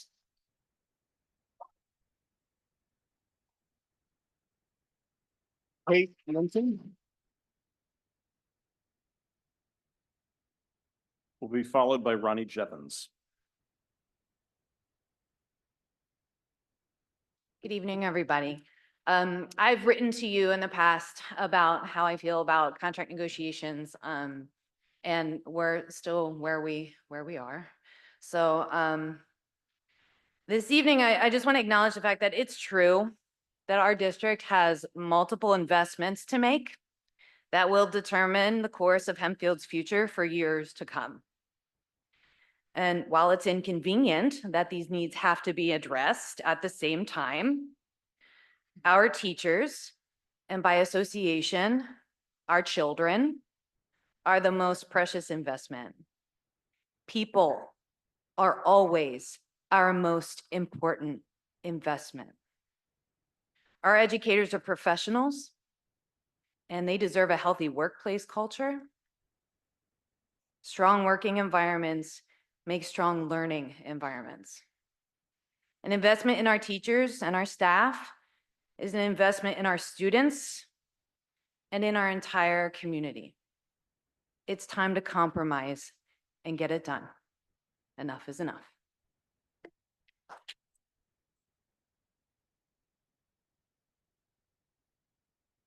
Ronnie Jevons, will be followed by Beth Lavender. Good evening. My name is Ronnie Jevons. I'm a homeowner and taxpayer in the district, and I have twin third graders. I appreciate having the opportunity to speak here tonight. When we were looking to buy a house, my children were 1 year old, and living in a good school district was very high on our priority list. Manheim Township and Hempfield were our two top districts. We've lived here for 7 years, and for the last 2 years, I've attended almost every school board meeting in person, and the ones I can't attend in person, I watch virtually. I've listened with concern about the deteriorating condition of our buildings and an imminent need for something to be done about our high school. It seems some problems have had Band-Aid solutions for years. Many of the same board members we have now have been part of those Band-Aid solutions. And for some issues, board members continue to kick the can down the road. Now the teacher's contract is up, and the union and school board have been in negotiations for over 100 days. We've heard from the board the budget doesn't support a more significant increase in teacher salary. After watching meeting after meeting, it feels evident this board and previous boards haven't raised taxes enough to generate the revenue needed to maintain the buildings, do a significant renovation on the high school, and provide the salary necessary to ensure a contract that is satisfactory with the teachers' union. I know this is not popular. I know nobody wants higher taxes. We are not an affluent family.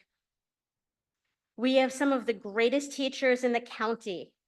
If they aren't happy, they will leave.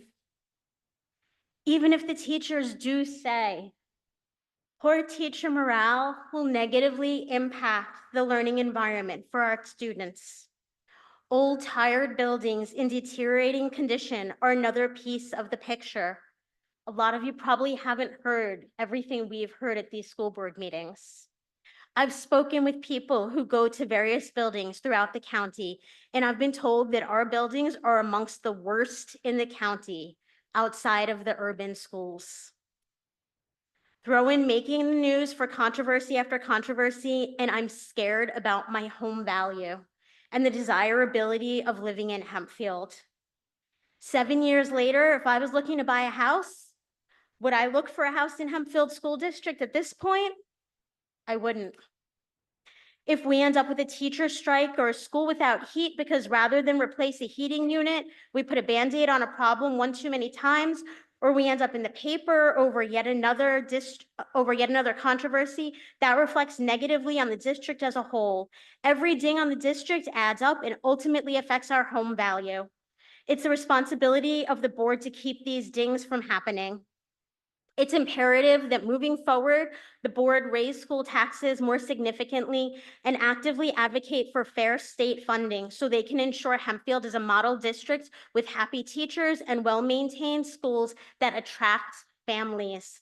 I implore the board to work collaboratively with the teachers union to come to a viable solution and avoid a teacher strike.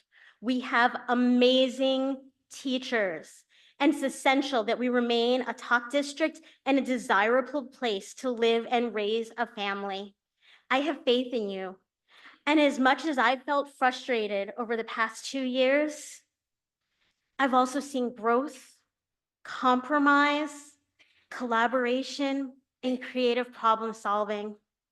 Please ensure our homes maintain their value and that we remain a top district that's desirable to home buyers with young children. Thank you.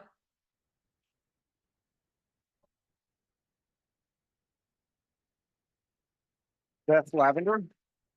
Will be followed by Sarah Oberholzer. Hello, I'm Beth Lavender, and as a Hempfield graduate, Hempfield parent, and a former Hempfield teacher of 34 years, Hempfield School District has been a huge part of my life for most of my 65 years. I graduated in 1977, and although I found a great job in another state right out of college, when a position opened up, I jumped at the chance to come back here to teach strings and orchestra at my alma mater because I believed it was the best. After that, I never considered teaching anywhere else, and I stayed until my retirement in 2016. Early in our marriage, my husband and I lived in a neighboring district, but the second we knew we were expecting, we started searching for a home in Hempfield, again, because we believed it was the best. The best, the best, the best. That message was drilled into my head as a Hempfield student and especially as a teacher, and I believed it, embraced it even. But recently, though, a friend with young children mentioned to me that her family was hoping to find a home in Hempfield. And before I could stop myself, I heard my voice saying, maybe look somewhere else. That has no reflection on you guys back there. Those words coming out of my mouth shocked me and frankly broke my heart because I love this school district and the people in it. But the truth is, Hempfield has been resting on its reputation for decades. And this kind of nonsense going on that's been drawn out for nearly 100 days is going to burst that bubble. Soon, gifted educators and taxpayers will be looking to take their talents and their money elsewhere. I have a unique perspective on the makeup of Hempfield's teaching staff. During my 34 years as a teacher here, I worked at one time or another in all but one of its buildings, and I was able to observe and experience the considerable gifts of our staff for more than 3 decades. I worked with hundreds of teachers over the years, young and old, newbies and veterans, general classroom teachers and specialists, traveling teachers like me, and teachers who spent 35 years in one building.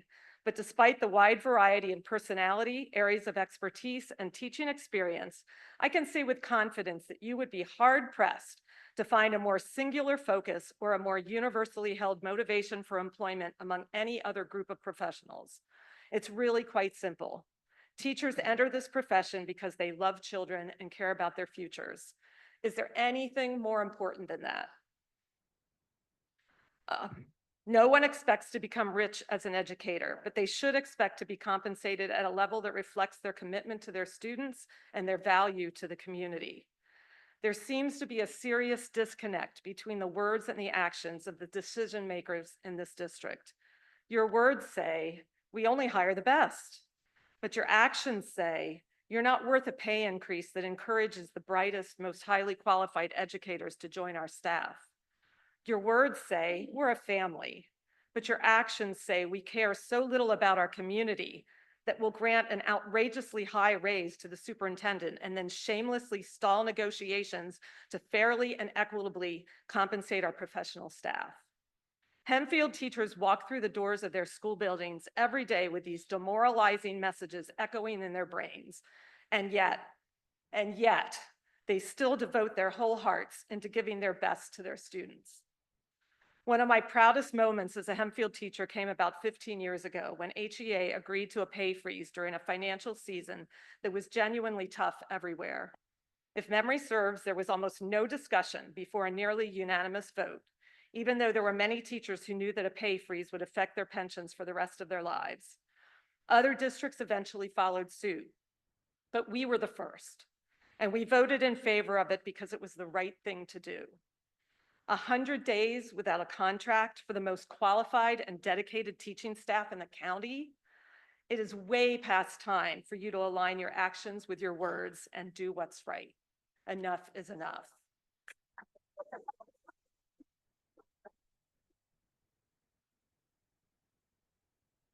Sarah Oberholzer will be followed by Cheryl Loud. Good evening. My name is Sarah Oberholzer, and this is my first time speaking at a school board meeting. Not something I ever thought I'd be doing. This is very important to me. I also miss watching the Phillies game, so it's obviously very important to me. I am here in support of our dedicated teachers who are currently working without a contract. Although I will say it does feel a little bit pointless after 100 days to be here as one singular voice, but I am here in support of all the teachers. I am here to urge you, the board, to come to an agreement with our teachers, and I'm also here so that Hempfield teachers can see how much they are valued and supported by myself and other parents in the district. I am a mom of 3 boys, all who attend Hempfield schools.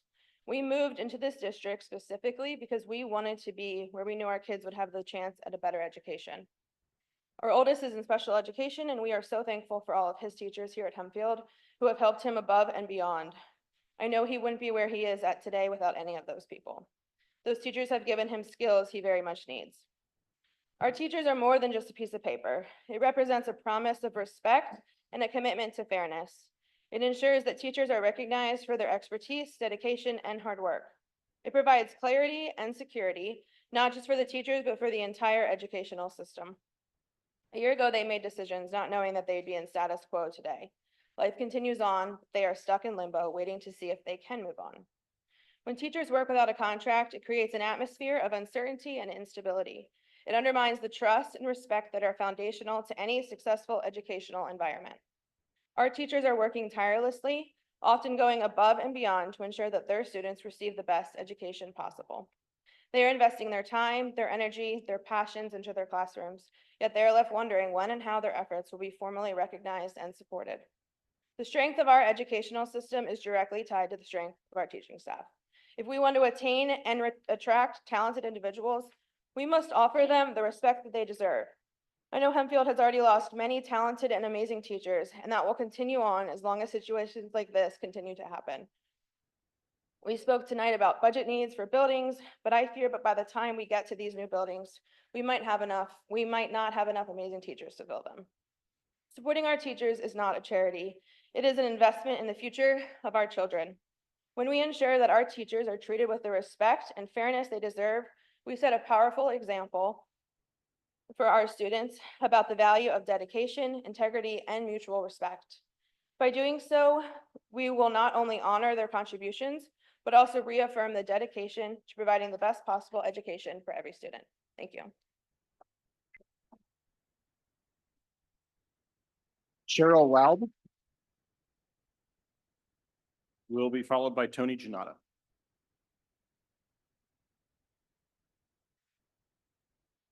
Good evening. As you know, not all of you maybe, I'm a retired teacher and principal from the Hempfield School District. I was with the district for 35 years. I'd like to preface my statement tonight by saying that I know not all of you sitting at this table are handling this well, and I know that you all, many of you, sympathize with some of our needs. This is not about negotiations. I recently was told that the East Hempfield Township Police Department's radios do not work in Hempfield High School. As a result, I became concerned about what would happen if we had an incident like the one at the CTC, where the entire school needed to be cleared at the classroom level, students escorted to buses, and taken to a safe location to be met by their parents and guardians. As a former principal and the guardian of a high school student, I am concerned about the same set of actions, how the same set of actions would take place without radio communications between those in the high school and those outside the building. I'm aware that the issue will be resolved with when the high school is renovated or when there is a new construction, but I feel compelled to address that issue now and hope that it can be clarified for me or it can be corrected. I realize that the safety is the #1 priority of the Hempfield School District. However, I also know that the #2 priority should be having a talented and dedicated staff. To attract and retain this staff requires providing appropriate compensation monetarily and through benefits. I don't believe that all of this board has that goal during these negotiations. I know the facilities are also a top priority. They were addressed in the words spoken by the financial folks. And I know that facilities are a top priority. I don't believe that we can assume that our residents will not support a needed increase in taxes if that is necessary to achieve those goals. In your mission statement that begins your school board agenda, it says the mission of the Hempfield School District community is to provide safe and supportive environments, engaging experiences, and rigorous educational opportunities that inspire all teachers to all students to excel in their chosen pathway and grow as lifelong learners and contributing citizens. These folks standing behind me are the ones who provide this. Many of you have different roles that you play in making it happen, but they make it happen every day, and they deserve a contract to be settled. And their lives and their children's lives and your family's lives can get back to normal. Thank you.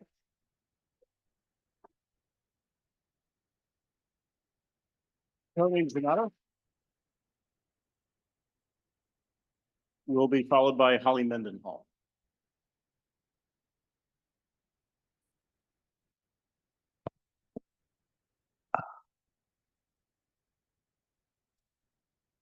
Good evening, and thank you to all the speakers tonight, including the gentleman who did not get as high of an applause as he deserved. I too appreciate the volunteer work and see firsthand the time you guys put into this position, and I do thank you for that. My name is Tony Jannotta, the president of Hempfield Education Association. Thank you to our honkers as well.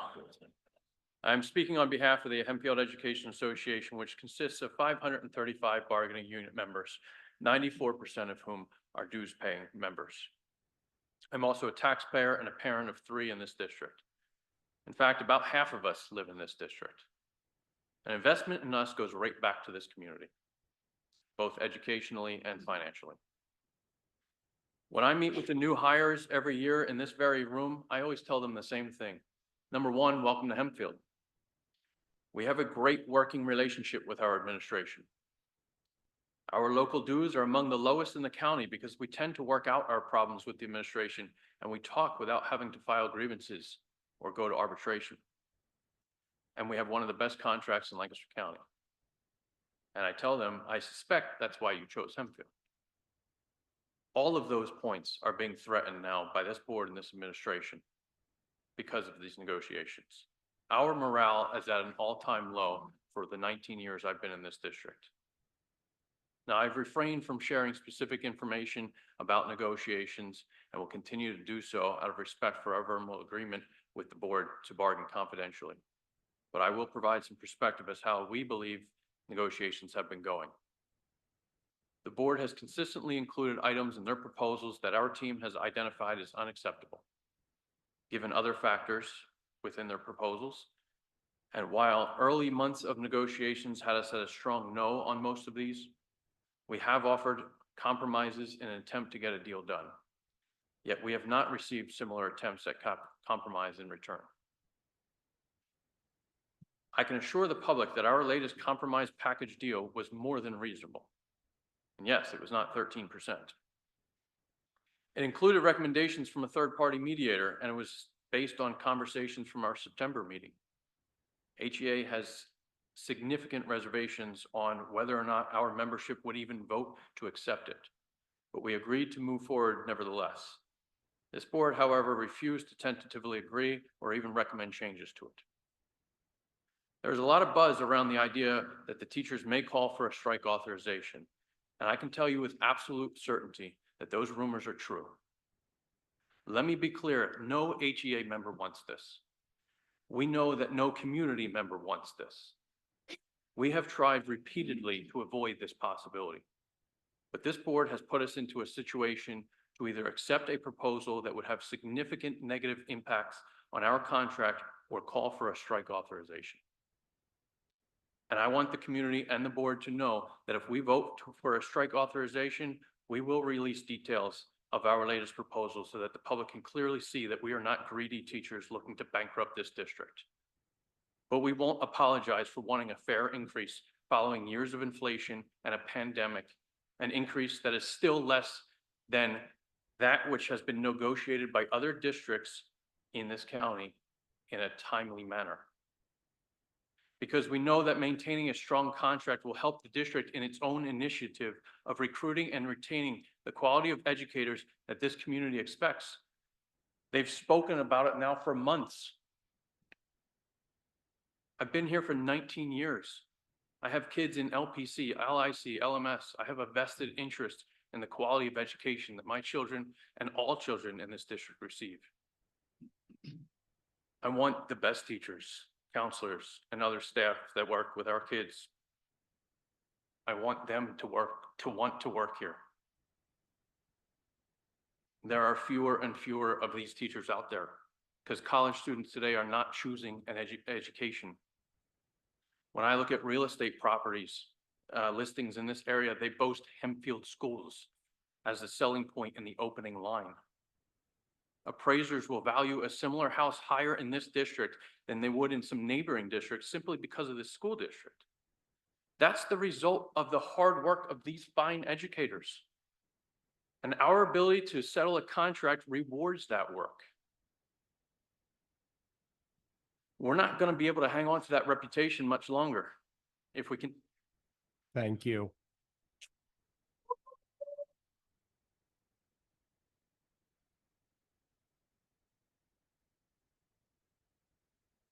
Holly Mendenhall.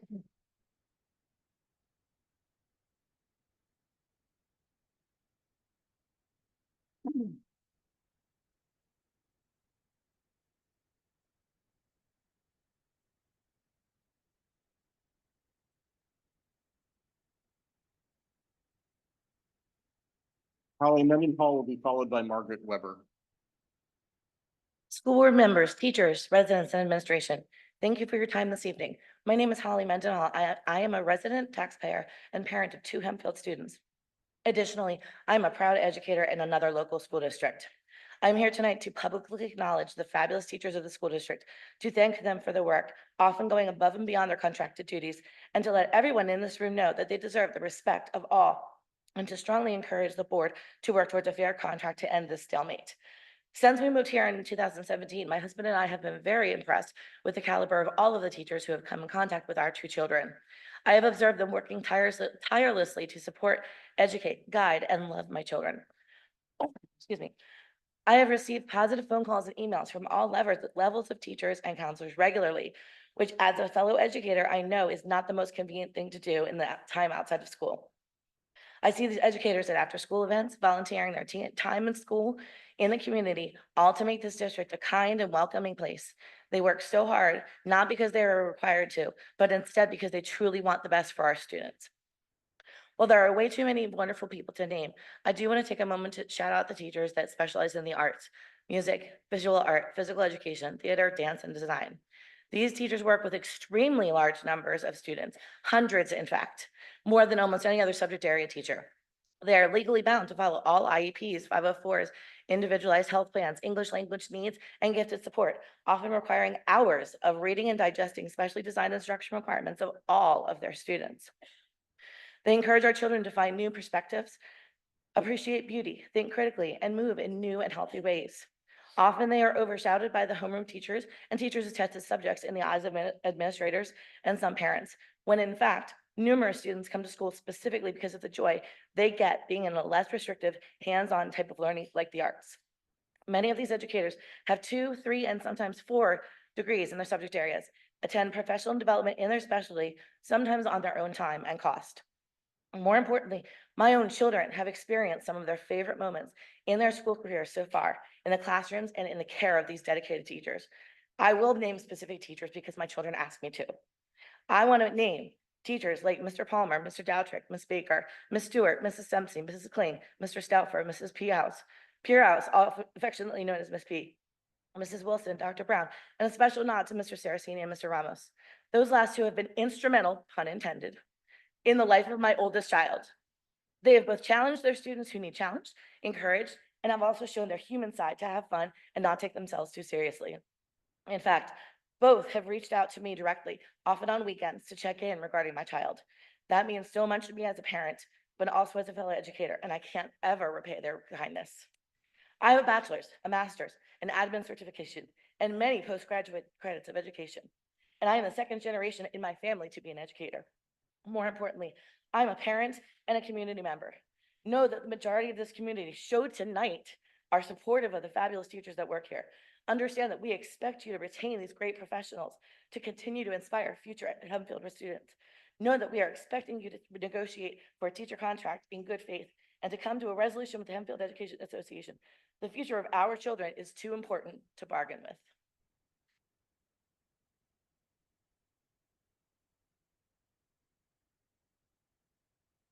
And our final speaker this evening is Margaret Weber. Hi, I'm Margaret Weber. I'm a resident for just about 40 years. I have children that graduated from Hempfield. And I'm here to show support for the teachers and students because of the value that they add to this community. Negotiations, discussions aimed at reaching an agreement, a formal discussion between people who are trying to reach an agreement, a strategic discussion that resolves an issue in a way that both parties find acceptable. Negotiations do involve give and take. Here at Hempfield, it seems there may be a process failure for negotiations to still be going on at this point with what appears to be no favorable path forward.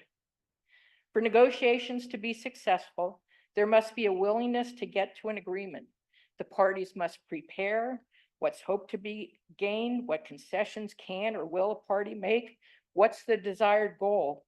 There should be research, understand the points of view, exchange information, present positions, what you want, what can be given, listen to the other side and find a reasonable middle ground. Don't be silent and expect resolution. Justify the positions. Consider the other side. Both sides have something they want out of the deal. Determine what you can offer.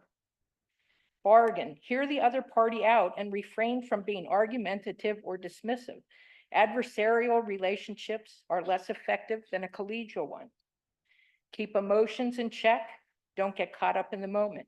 Try not to be swayed by personal feelings, anger, frustration, as you may lose sight of the goal. As an outsider to the negotiations, the question at hand is, what are the sticking points? Is there open communication? Is there a willingness to come to an agreement? Has either or both parties shown movement on their positions? I believe the board said at the last meeting that they met 11 times with the union. What has the board heard? What has the board offered? What is the board's goal? Have the positions of the union and the board been articulately stated? From an outsider's perspective, the lack of progress may irreversibly impact the community, the students and their families, the staff, the village, as I said last month. If progress is not made and this goes to a strike, you have childcare issues for working families, you impact the available income of families, whether they remove themselves from the workforce or pay out additional expenses for childcare. Disposable income goes down, resulting in less money being spent and supporting local businesses.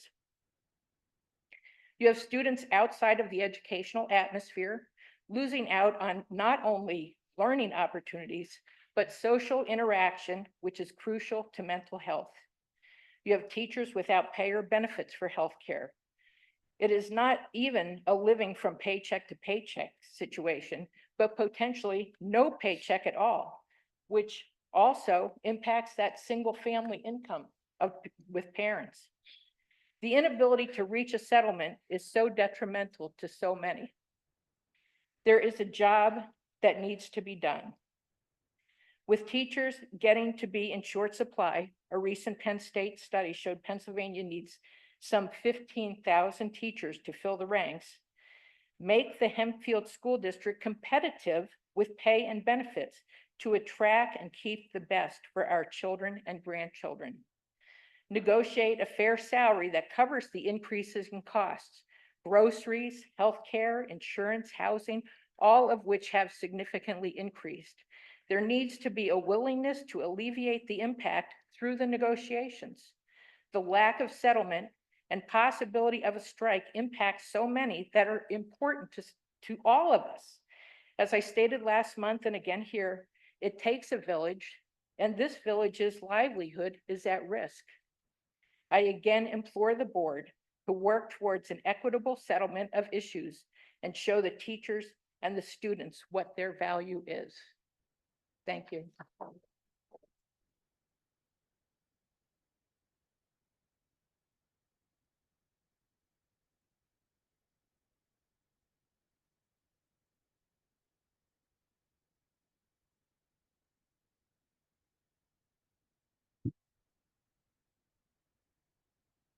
Thank you to all the residents that spoke tonight.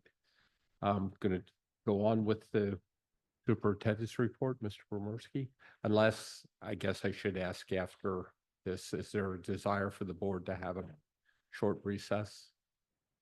I'm seeing some I yeses. think a short recess would be in order. Mr. Yes, President. okay, we're gonna recess until 9:25.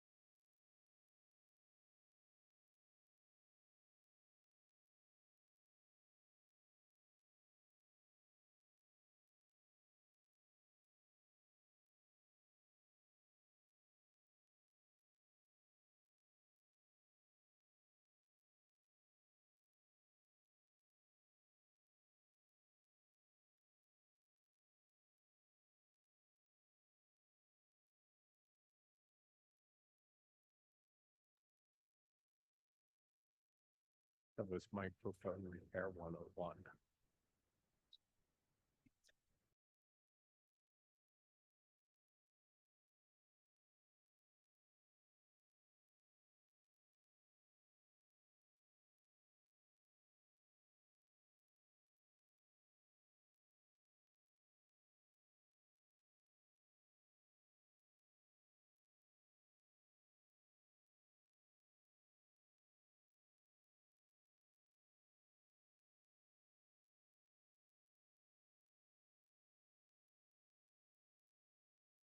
The meeting back to order, and we're going to proceed with the superintendent's report. Borowski. Thank you, Mr. Donato, and thank you to those who are still with us, and for those who are joining online. Do want to share just a few district updates. We already heard from our student council. I was going to share in terms of the homecoming week. Again, they did a phenomenal job, so I want to thank them for that. Do want to share, I know a couple board members participated and have been part in the past of the Junior Achievement Program held at our middle schools. That is continuing for the upcoming year. Centerville Middle School and LMS do work. Working with the Junior Achievement Program at our elementary level, our sixth graders go out to BizTown, which is an absolutely phenomenal program. We are expanding the Junior Achievement Program at the elementary level. to assist with some of the other social studies programs, which is a really phenomenal program because it actually brings volunteers into our schools. And it's the volunteers that are working in the classrooms that provide the lessons to the students, which is absolutely awesome. And then we have our high school STEM summit coming up for our 9th graders on November 6th and 7th. We still need a lot of volunteers for that. So there is a link online on the news that was pushed out, I think, last week, a couple times. So if you have availability on either November 6th and or 7th, please just sign up, let us know. It's an absolutely wonderful event for our 9th graders. There's certainly been a lot going on across the country in schools over the last several weeks. Unfortunately, after the aftermath of the terrible tragedy down in Georgia.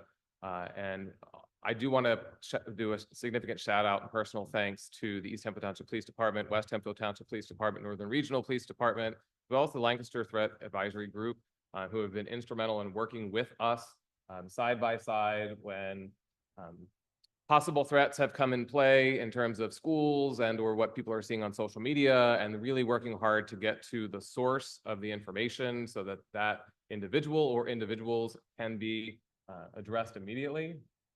While there was certainly a lot going on, one of the important parts that we are having conversations, not only internally, but with some external groups, is how do we get the information to our students, to our parents, to help them understand that when students or adults repost and resend and share information that is the potential for a threat, that they can be held responsible and consequences can come, even as young as 10 years old. And we're seeing that across the board, across the country at this point. And so it's something that we want people to report. We want responsible reporting. Whether it's to safe to say, whether it's to a school administrator, a school teacher, what have you. But what we can't have is constant screenshotting and sharing and that reposting and reposting and reposting, because every time something's reposted, someone sees it for the first time and they think it's now a potential new threat. And we start all over again.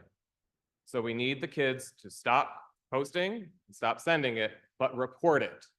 And then save, if they want to show someone, show the police officer, show the parent, show the school administrator, so it can be looked into. So we're having those conversations as to how we could potentially do a collaborative effort to try and address that, not only with our students, but also with parents, so that they can help reinforce it with their kids.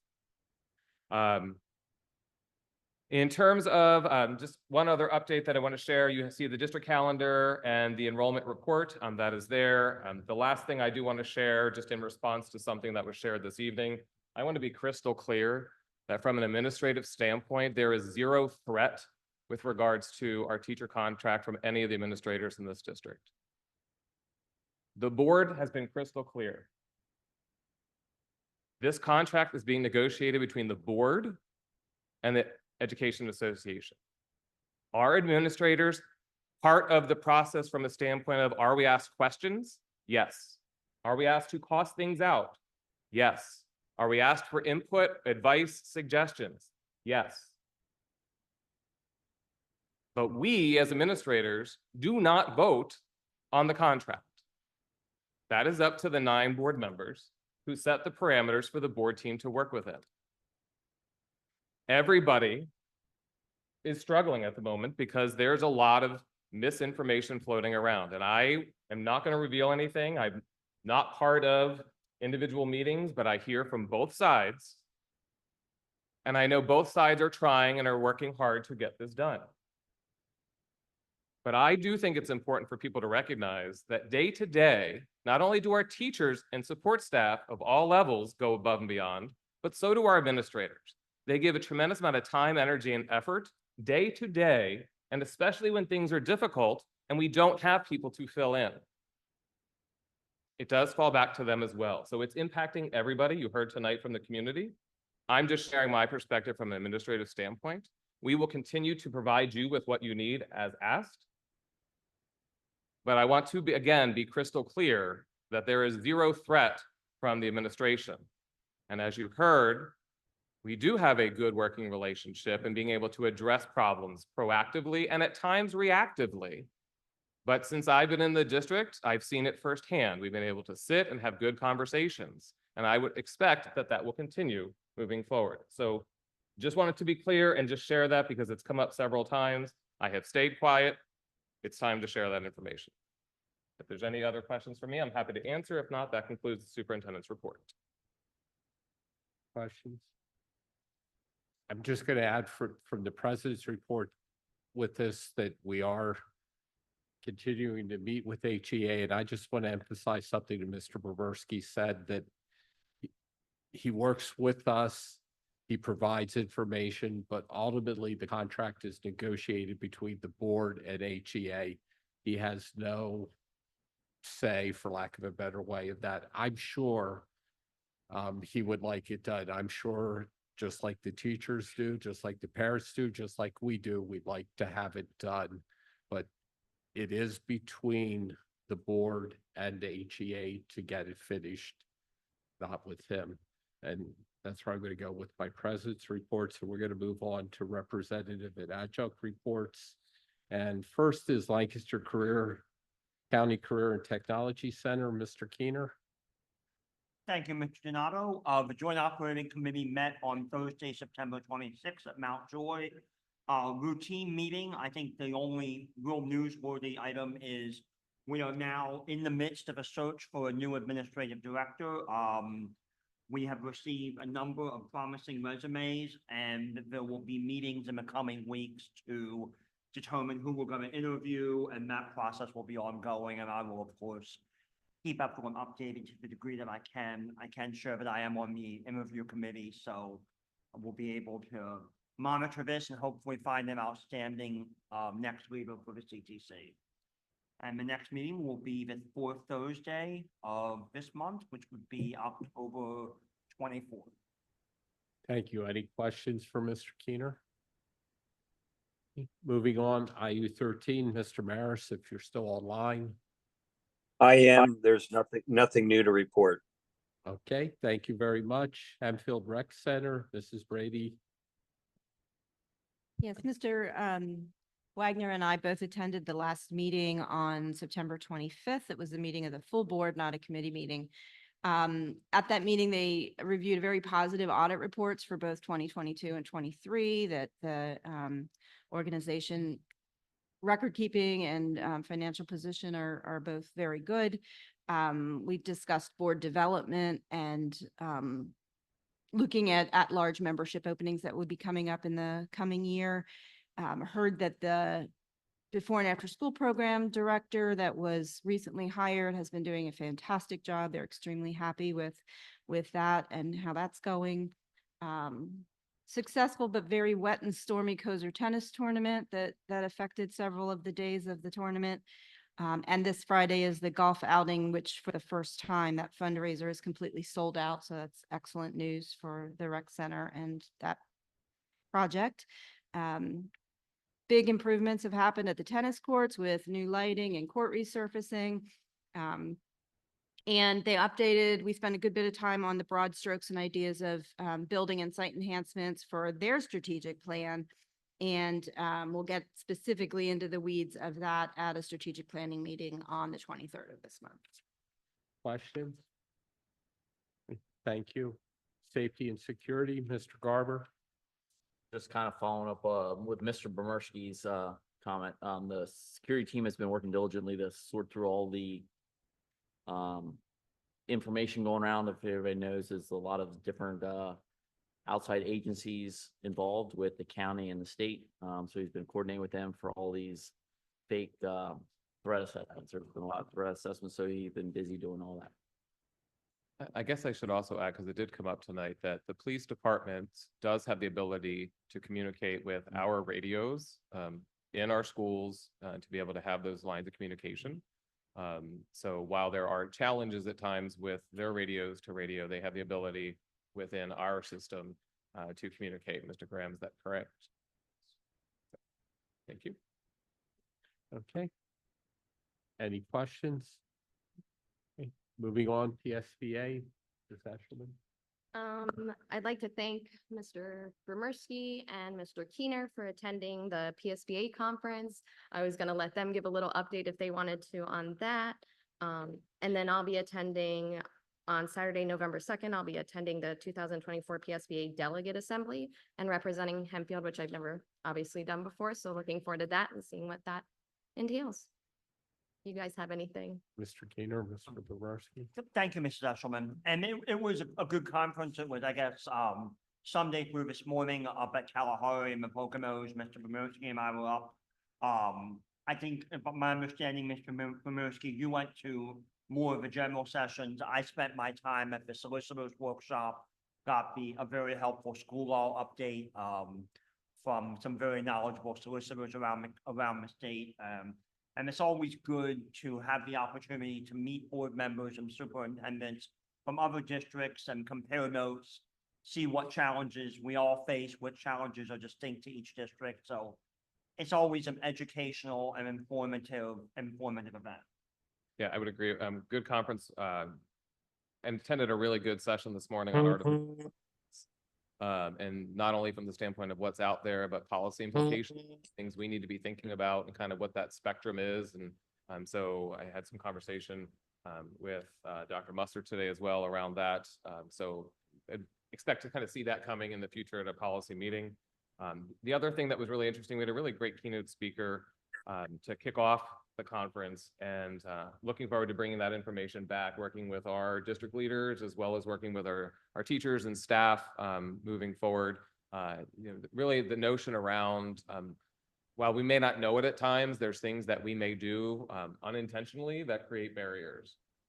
And so how to try to make sure that, and it was actually ironic because I was talking with Mrs. Burkholder about this in terms of the message that we sent out on Monday, but not wanting to make sure that there is no student ever who is invisible in our district, and the importance of all staff, not just our teachers. We know the research is out there that the quality teacher in front of the student has a significant impact on their ability to be successful, but it now is broadened beyond that. It's all staff, whether it's a food service staff member, custodial staff member, grounds team member, bus driver. Every staff member has the potential to see every student. And that critical piece is often at times missed. And so that creates a barrier, and then that student becomes invisible, and then things tend to not go well for that student. So it was a really fascinating story about keynote speakers' personal journey through education and his friends. And he really attributed it back to the staff that, and again, staff at large, that took an interest and put that spotlight on every student, because unfortunately lost friends along the way. But the ones that were consistently visible are still here and having really great productive lives in society. So it was a really fascinating keynote, and then followed up with additional good sessions. Okay, thank you. Moving on to standing committees, buildings and grounds, Mr. Maris. Yeah, I'm going to keep this brief since I'm remote, but we met and talked about the fuel tanks, both diesel and gasoline, considerable discussions. We've asked Mrs. James to look at some options and verify some information. So that evaluation is still ongoing. We had Fidavia look at capital projects, non-high school. Went through considerable evaluation there. And then KCBA gave a presentation on potential options for the high school. Okay, questions? Okay, going on, finance, Mr. Wagamuth. I have very little, just that we have a handful of contracts to approve tonight under our action items. But I would also just add that I think it's important, even though I wish there were a lot more here to hear this, that from a financial standpoint, as a board, we have to balance all of our priorities within the district. And so we're going to continue to work very diligently to do that. And that goes from the tax increase, goes right down to what we spend on programming, to all staff, which I think you referenced are influential with kids. That includes administration, includes food service workers, includes our volunteers and everyone else. And so we have a fundamental responsibility as a board to find that balance. And so I felt I definitely needed to say that, especially after tonight. Okay, question? Education and programs, Mrs. Johnson? At our last meeting, Mrs. Dicely and her team presented an update on school links, and if there are more details, they presented an overview of what that new program is. And details are in the minutes, which are posted in the website under the school board tab. Our next meeting is Thursday, 17 October at 5 o'clock, right here. Okay, thank you. Policy, personnel, and legal, Mr. Keener. Thank you, Mr. Donato. The Policy, Personnel, and Legal Committee also met on Thursday, September 19th. There were 6 policies that will be advanced directly to second reading for tonight. They are existing policies with either de minimis or no changes, and they are listed on tonight's agenda. There was some discussion about revisions to policy 326, which it deals with the internal complaint process for district employees. The administration is working through some potential revisions to that. The board offered their thoughts on it, and that will come back for further discussion on October 17th. Okay, thank you very much. Moving on to action items for approval. First is personnel action items, seeking a motion to approve personnel action items 9A 1 through 8 as presented. So moved. Thank you, Mr. Keener. I'll second, although I'm not a huge fan of 1A. I'll go ahead and second that. Okay, so we have a first and a second. Any discussion? Okay, all those in favor, show of hands. And Yay. Yay. okay, believe carried 9-0 with that. Moving on to financial items. I'm sorry, Mr. Donato, point of order. Did Mr. Wagner say he was abstaining on 1A? No, I he did said not. he I wasn't in favor of the. I don't like one, I'm Oh, still okay, voting, all right. I don't like wanted to make sure 1A. We didn't go back and need to re-vote on 1A. No, This particular teacher is a kindergarten teacher that had all 4 of my kids, and she's tremendous, so Okay. it'll be It's a sad to see her go, retirement. but we wish her well. She's great. Okay. So moving on to financial items, seeking approval of the financial items numbers 10B through E as presented. So moved. Thank you, Mrs. Johnson. Second. Second. Thank you, Mr. Garber. Any discussion? Hey, all those in favor? Yes, Mr. Maris. I believe that's carries 9-0, so I won't have to ask if anyone opposes. Next is buildings and grounds action item. This is approval for the capital projects plan. It is not making a commitment for any things. It's just to allow the administration to go on and seek bids for the items listed on there. We're not approving or saying that this is being done. It's just to follow the plan which was discussed during the buildings and grounds meeting. So I'd like an approval for that, please. So I just wanted to interject. I did mention this earlier. I think we're committing to the 2025 year, but the 26 and 27, we can still debate and possibly use some of those monies towards the high school project. Is that correct? That is correct, Mr. Maris. Thank you. Yeah.